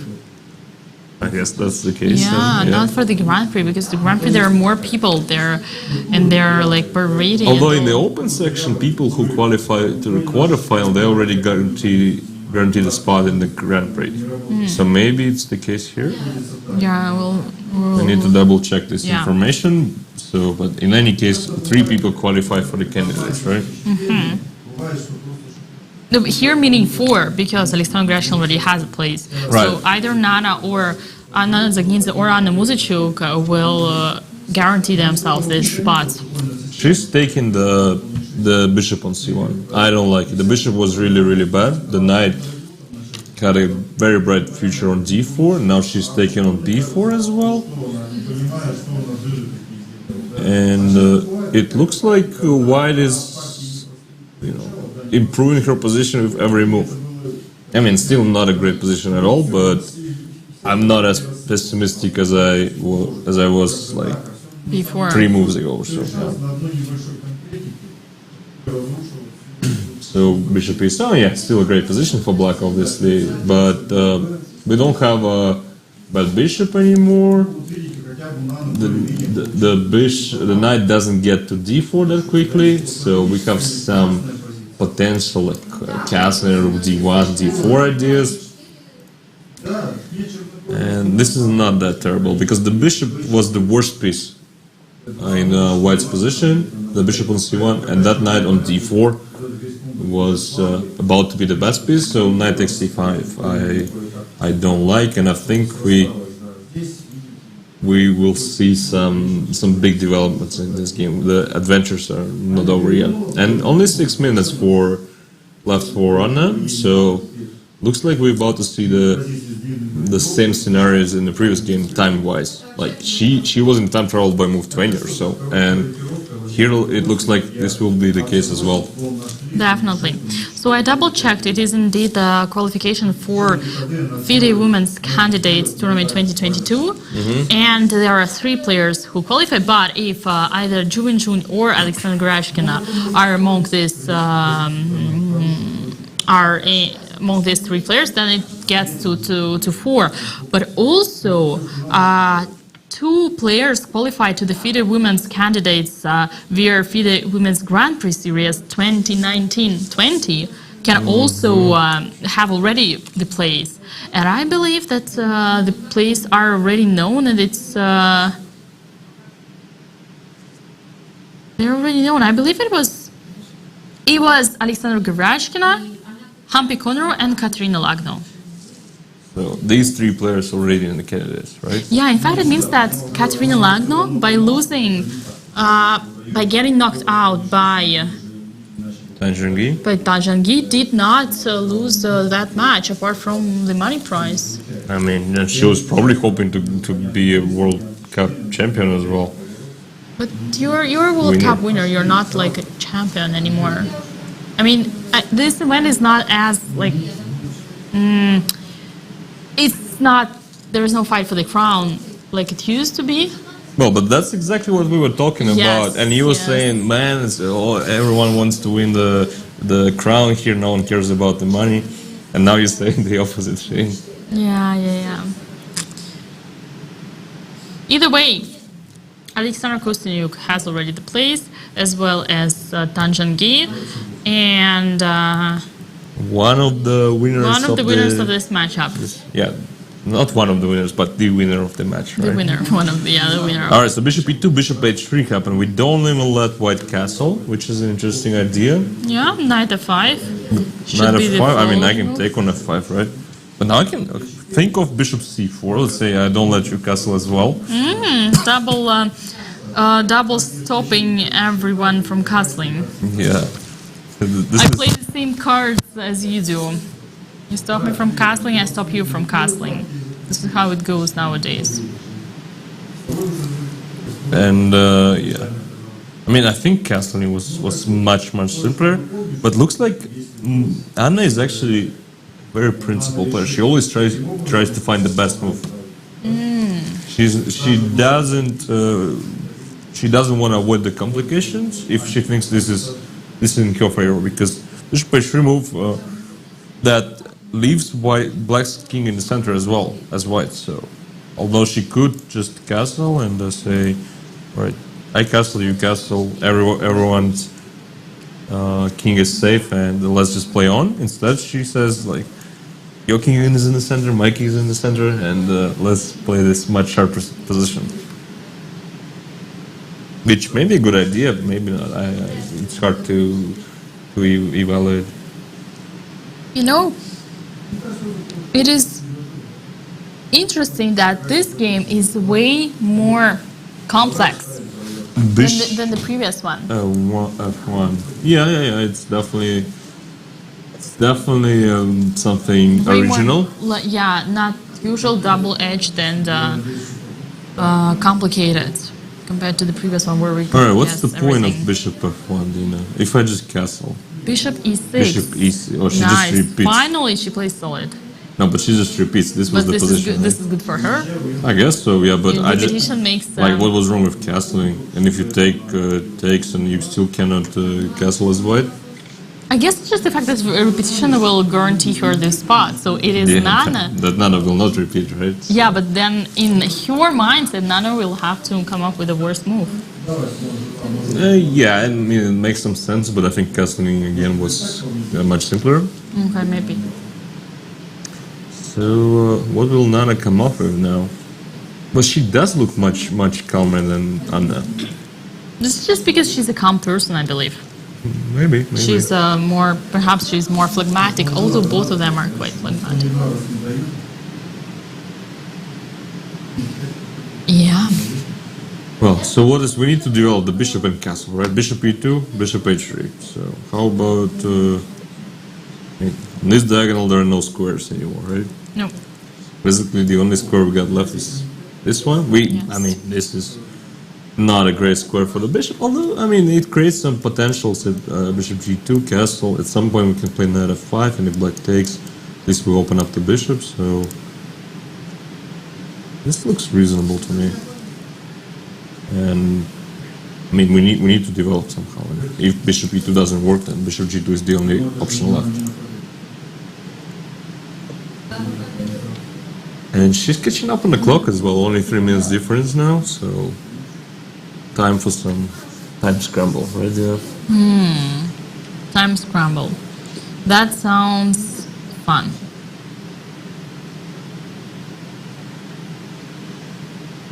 It does.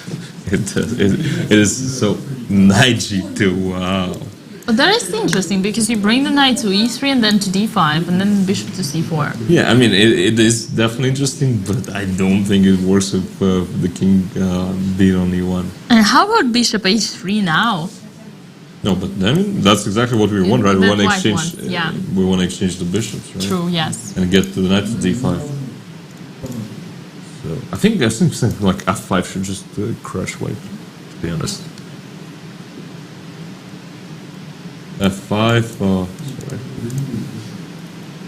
F5, and if knight a3, f4. Interesting. Short castle, finally, Anna castles. Knight a3. Anna castles, that is a good thing. I mean, the knight is definitely much better on e3 than on h4, so if white gets to castle, he is about to move here, probably to d8, I guess. Yeah, rook d8. But now, isn't it what we want as white? Exchange the light square bishops and then try to get the knight to d5?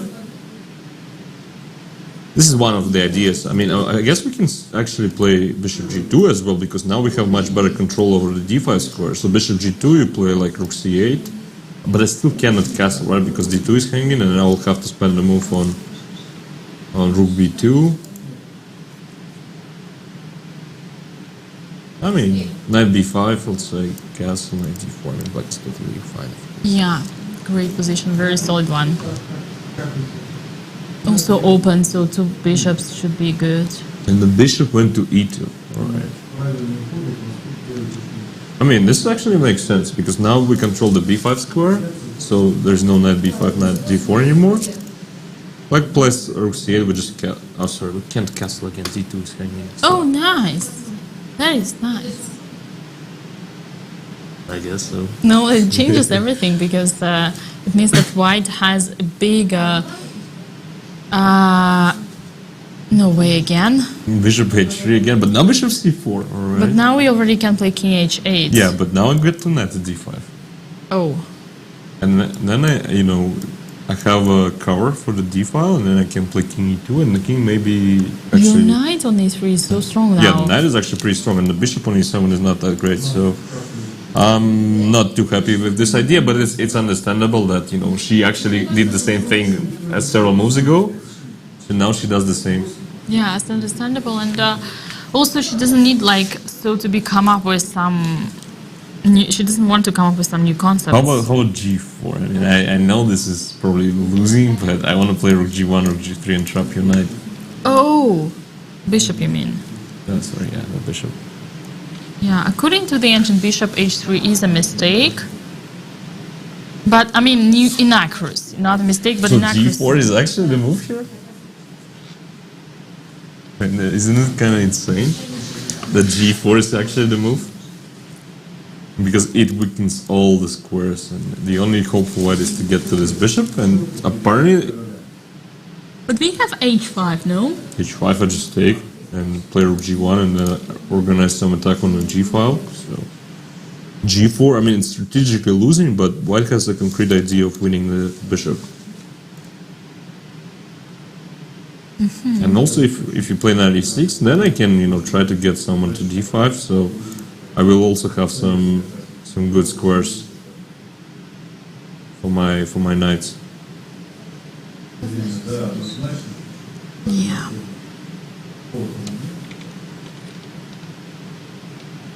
So, what will Nana do? She played f3 instead. More or less the same idea, but not as aggressive one. It is true that you don't understand this move bishop h3. Now that I look at it, trying to imagine if I were approaching this position myself, it's not logical. What do you? Bishop h3. Yeah, what for? To stop the castle. Yeah, but the castle was not a threat. We said. It wasn't, yeah, but maybe she didn't realize that it wasn't. Yeah, I mean, I agree. Bishop h3 doesn't look like a great idea. f3 makes sense. Makes sense. Maybe at some point want to play king f2. Again, the d2 pawn is a bit of a problem, but the position is suddenly getting more and more complicated, even positionally wise, because if white gets to develop everything, she will be completely fine, because we have a nice control of the light squares, and the bishop on e7 is not that great. If we get to put the knight at d5 and we won't be punished for that, then this is just a great position. Yeah, and your original g4 was in fact the main line of the engine. Yeah, but this is... I mean, it's easy for me to suggest this move, but you don't want to play it because it just looks so ugly. Really, really ugly. But I see that f3 is actually not a great idea. Bishop went back to e6. Alright, so she admitted that bishop h3 wasn't a great idea. But from the one side, we already discussed that admitting your own idea is sometimes a great quality as well. Yeah, absolutely. So, I mean, the problem is black has so many good options, so it's kind of hard to choose. And even she can afford playing bishop h3 and then bishop e6 on the next move. Now white has to play rook b2, I think. We need to cover the d2 square, protect it, and then try to play king f2 castle. Yeah. Maybe she'll play something like h4, h5. This is, following the same original path which she chose for this game. H4, H5, a pawn run. Why not? If we were to... Rook b2, that was exactly my thought. If we were to find a way how to prepare the castle, life would be beautiful. a5 immediately, b takes a5. Bishop a3? No way! I mean, b8 played instantly, so... No way! I mean, maybe it's a sack. Knight c4, I mean, there is some... Bishop a3! Something. Wait, what was that? Alright, it's on the board, bishop a3, and we will see if that is something what Nana actually blundered or she sacrificed it. Rook b2 is a mistake. There is a5. B takes a5 immediately. Bishop a3. The evaluation by engine is that white is winning, but she thinks now, and that means that she blundered it. Otherwise, she would have taken the time before taking the pawn, then took the pawn, and then on bishop a3 play immediately knight c4. Yeah, she definitely blundered it because the timing here tells us everything. It was a blunder and just an exchange of position for black. Not much to talk about. Seems like we are jumping into the same scenario we had in the previous game. No, but previous game it was still complicated. I mean, this is just an exchange of position. Yeah, Nothing well, complicated. Isn't it? I mean, why would this be any complicated? I think by your reaction, at first you said she might not have blundered it, but prepared it. It means it is a big argument. No, but we decided that she blundered, right? Yeah, Based that's what on her timing. decided. At first, your first idea when your first position, you said maybe not. Maybe she wanted to have it. I think this is enough to suggest that the position is still very complicated. I mean, there are some tricks like knight b6, comes to mind. And then if you take on c4, bishop takes c4, finally I get the d5 square for my pieces. But I mean, the maximum white can hope for is a draw objectively, I think. So let's see. But less than 2 minutes for, and then we're finally approaching this exciting stage of the game, right? Yeah, I already can see the excitement in your eyes. And our viewers can hear that in your voice. Queen d4 would be something I would recommend, but bishop takes c4, bishop takes c4, king h8. Anna decides to eliminate the number of pieces, which is also wise, because she is material up. Yeah, it's a smart choice. Knight b6 was kind of annoying, and here the king is very safe. Yes, d5 square is in white's control, but that's it. I mean, a5 is falling as well, so it's a bad position. Yeah. And once again, Nana is a little bit more safe on time, but here Anna has enough. Anna has 1 minute and 46 minutes, enough time to convert. There is queen takes b7, but there will be queen d2, so not working. She still can't castle because of that. That's pawn horrible. on d2, yeah. She can play king e2 though. Yeah, but then knight e6 or rook a5 as well, so anything. Play perhaps something like knight d5 or bishop d5, but once again this would lead to... Yeah, but I just take here and... Yeah. I mean, it's not even possible to blunder anything. Yeah, it's just a game over. Just game over and the match over as well, so... Yeah. Tricky stuff. But... she is trying to find something. You see her leg is shaking. Finally, we can actually see that she's a little bit nervous here, but I think it's too late. And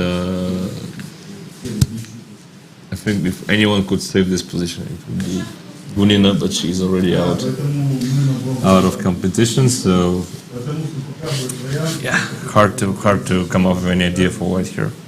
Yeah, very hard. Nana has 2 minutes and 30 seconds left and she needs to do something. What would be your next move?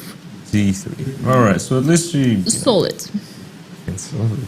I mean... Sort of solid, yeah. Rook takes a5. King e2? Queen b7 and now rook a1. Are you gonna put knight on b1? Knight on d1 maybe. Knight on d1, but then I can go... Queen d4? Queen d4, the knight is hanging, so...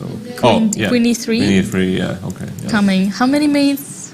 How many... Mates. And rook d1. Rook d1 mate. No, rook d1 and queen. No, I think this is a bit simpler and then we take on d1. Oh yeah, this is better. True. So, yeah. Rook a1 has to be played and then we need to start thinking... I mean, queen d4 or something. Yeah, rook a1. Knight d1. No, but this is game over. Queen d4. Come on, Anna. King e2, I mean, it's not like I'm losing immediately, but now knight e6 maybe. Bishop takes e6, queen takes d3. Yeah. Amazing. just bring the knight to c5 or to g5 and to h3, maybe. I mean, yeah, probably to c5. So this is unsavable for white. Yeah, the most horrible thing about it is that there is absolutely no counterplay with that exchange, not like in the previous game. And the worst thing is that white still didn't manage to castle. Yeah, queen d4 is on the board. Thank you, Anna. Thank you, Dina. Yeah, so yeah, not much to add. Hopeless situation for white, and well, today Anna has been a better player. Yeah. Interesting that you witnessed her always coming with the most principled approach. King e2. That would be that would be extremely that would be extremely exciting to ask Anna about her style and her particular play today.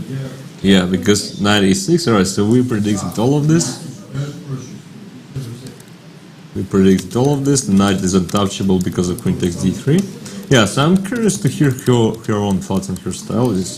She doesn't look like a solid player to me. I mean, like strictly so. Because let's say Garechka, we can say that she's a very positional player. Nana as well. But in normally Anna as well, but here. Well, maybe she knows that Nana is a positional player. Should she just try to get as complex game as possible? But that would be extremely smart and extremely universal. Extremely universal. Yeah, I guess so. Playing against your opponent. Against your opponent's style. Yeah, this is very, very smart, of course, and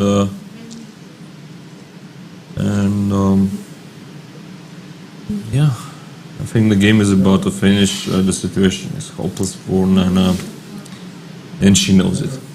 She knows it, so we should see a resignation very, very soon. I expect the game to finish within 10 moves.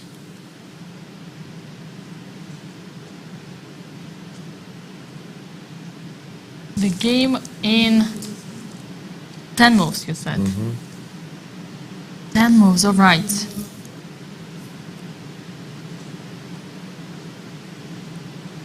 Rook e1, knight c5, right? Uh-huh. Then we take on d3 and... Knight c5, we also expected this so far. Everything that Anna has been doing the last 4 moves is something that we expected, but it is also because the moves are pretty obvious, the position is totally winning.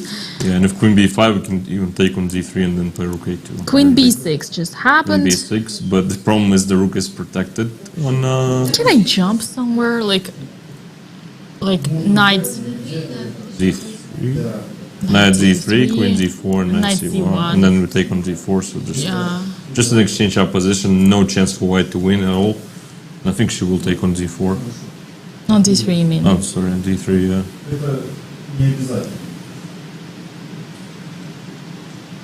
I mean, I'm pretty sure there's something else. Yes! Look at us! We are predicting everything that happens You are here. so strong.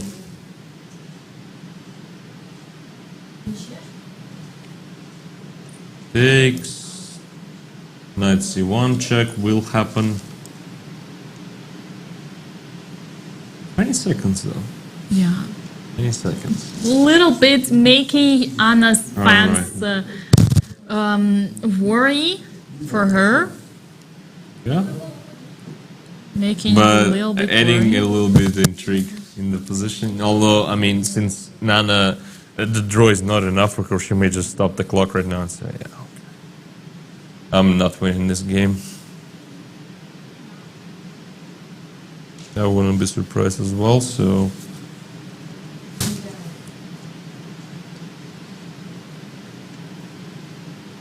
We have an interesting message from our viewers in the chat saying, when Shima says, of course, this is very smart, I hear it as a synonym of stupid bishop.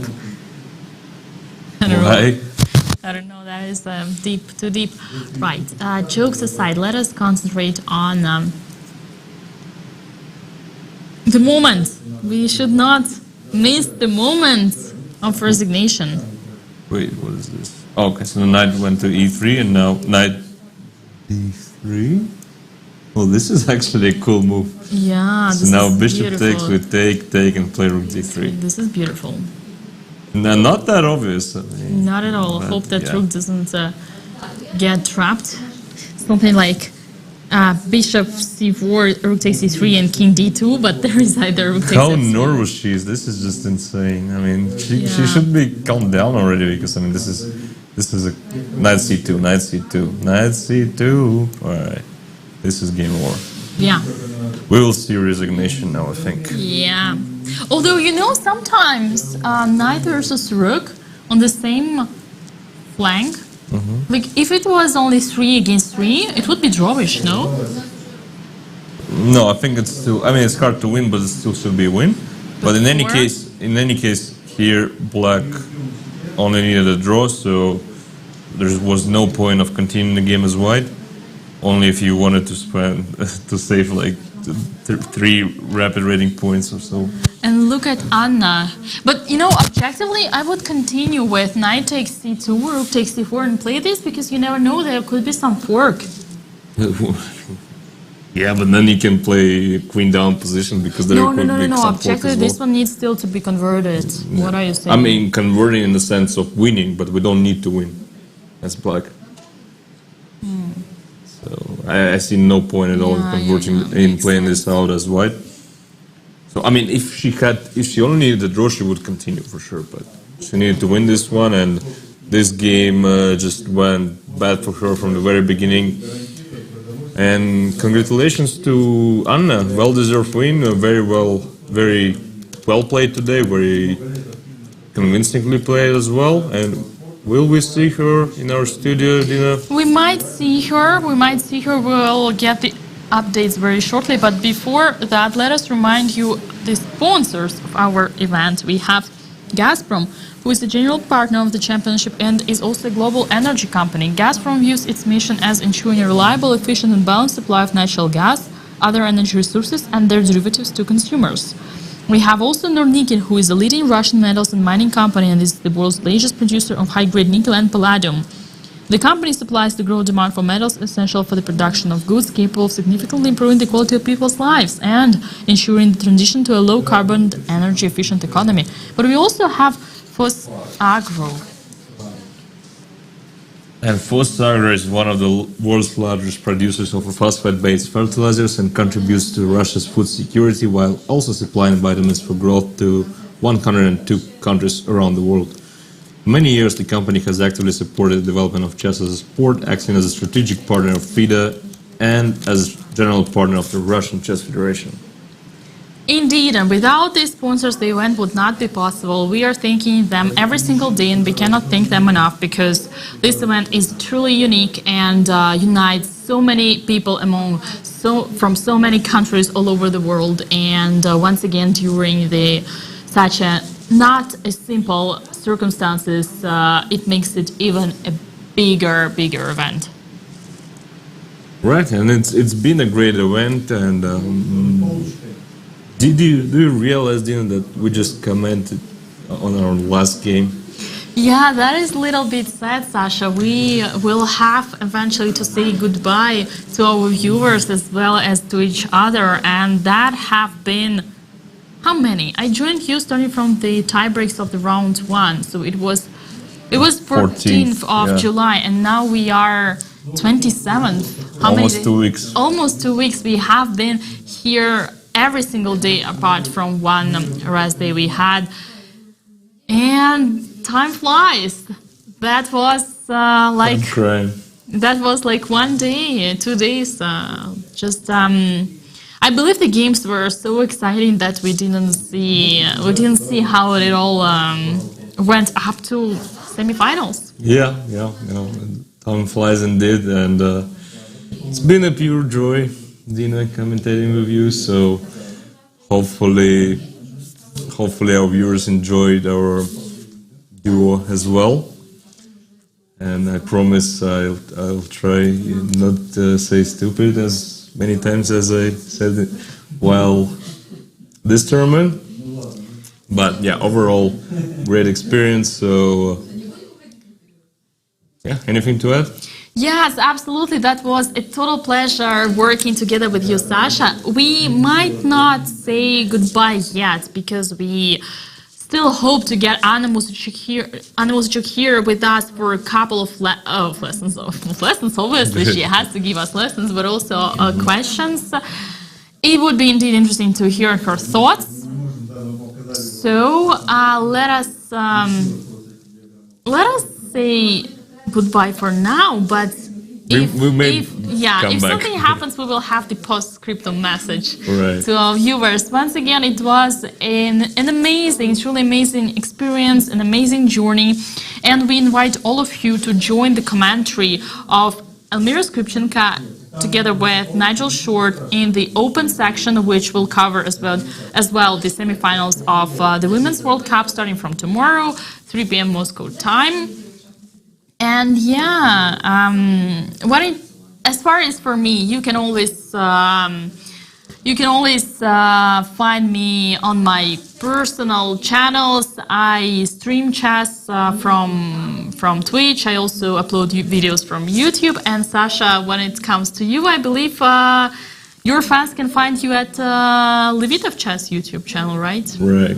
It's in Russian, but it's developing very quickly. So make sure you guys subscribe, and you will see a lot of interesting content. Absolutely. So we do not say goodbye like forever. We will be back once again. But as far as for now, that was an amazing experience, amazing event, amazing tournament. It doesn't end. So stay tuned for tomorrow for the semifinals. Aleksandr Kostyniuk, Aleksandra Gerashkina, Anna Musachuk, and Tanjan Gay will be fighting for the crown. For the crown of the Women's World Cup 2021. Take care.